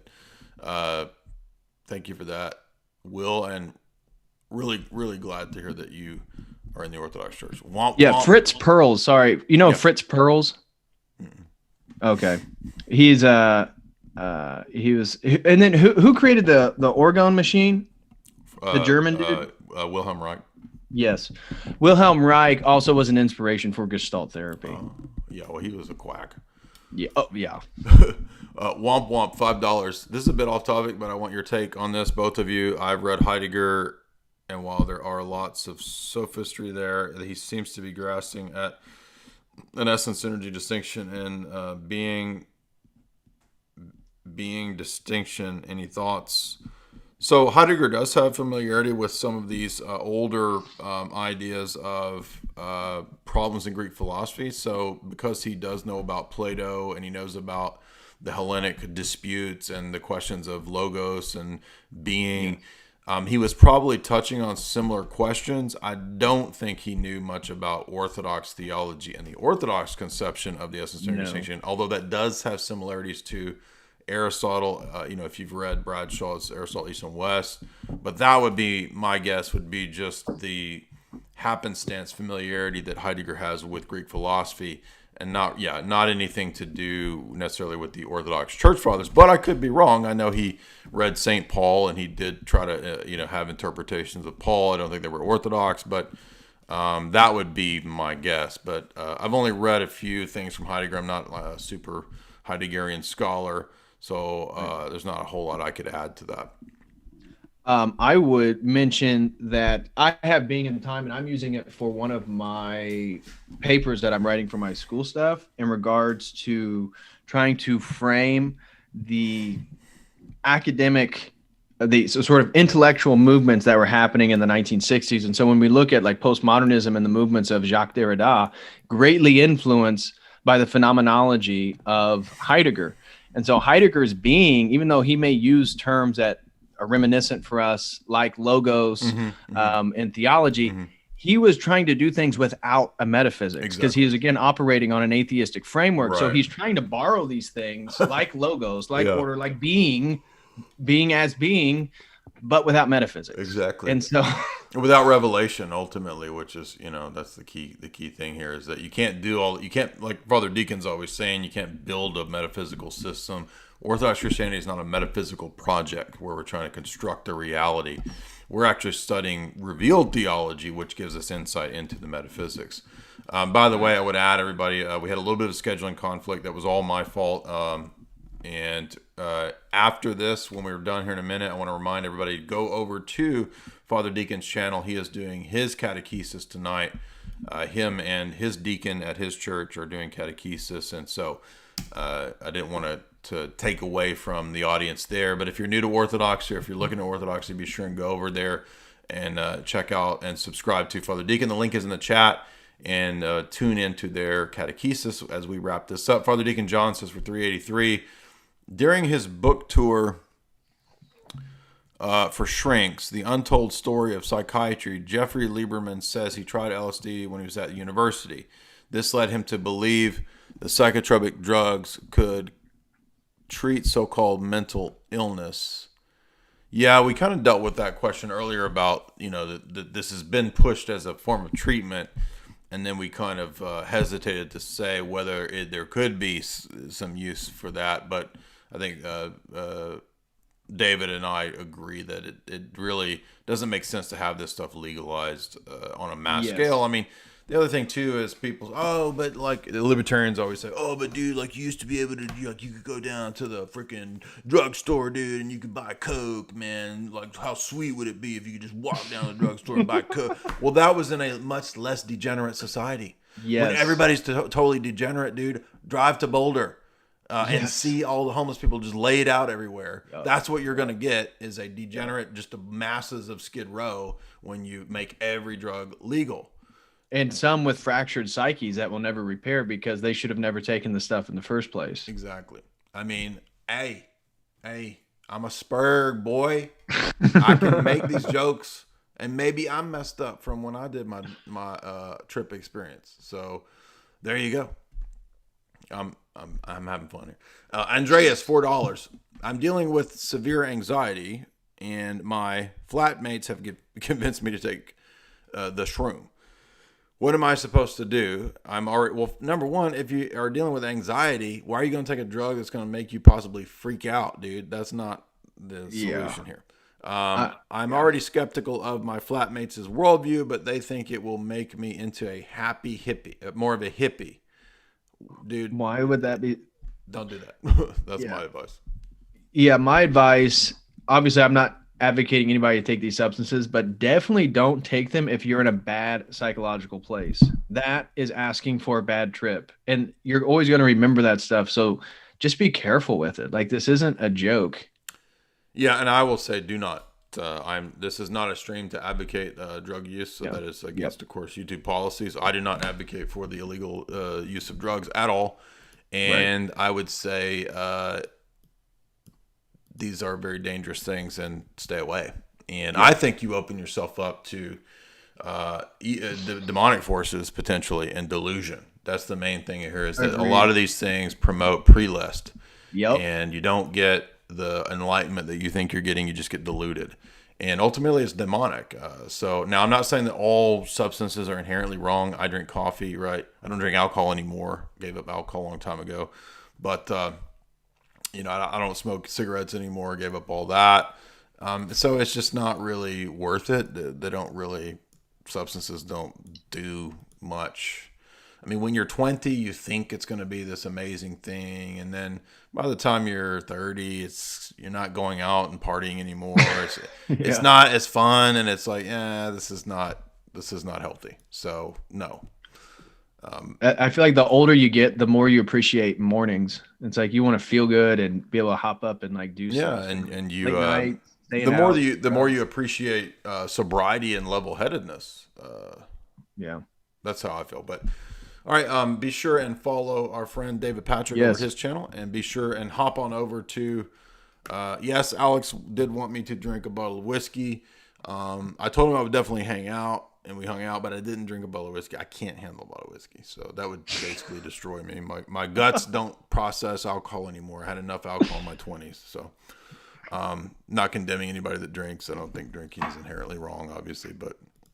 Well, you did a great job down there in Atlanta, man. Looked like thanks, you guys dude. had a lot of fun. It was wild. I didn't experience or expect any of that. Yes, I know the Eucharist is the exception. But again, hop on over to David's channel. Hop on over to Father Deacon Dr. Ananias. We don't want to keep his stream distracted anymore. So be sure immediately go over to Norwegian Noose's channel. David, thank you so much. Thank I want you, to brother, come for having back. me. Yeah, let's get into more of this in the near future if you want to. This is Yeah, your for sure. area. Yeah, dude, you tell me a book. Awesome, dude. All right, thanks very much. game. And by the way, and we want to connect this next time to the toll houses. We didn't really get into doing that, but Yeah. in Father Seraphim Rose's book, he does draw a parallel to the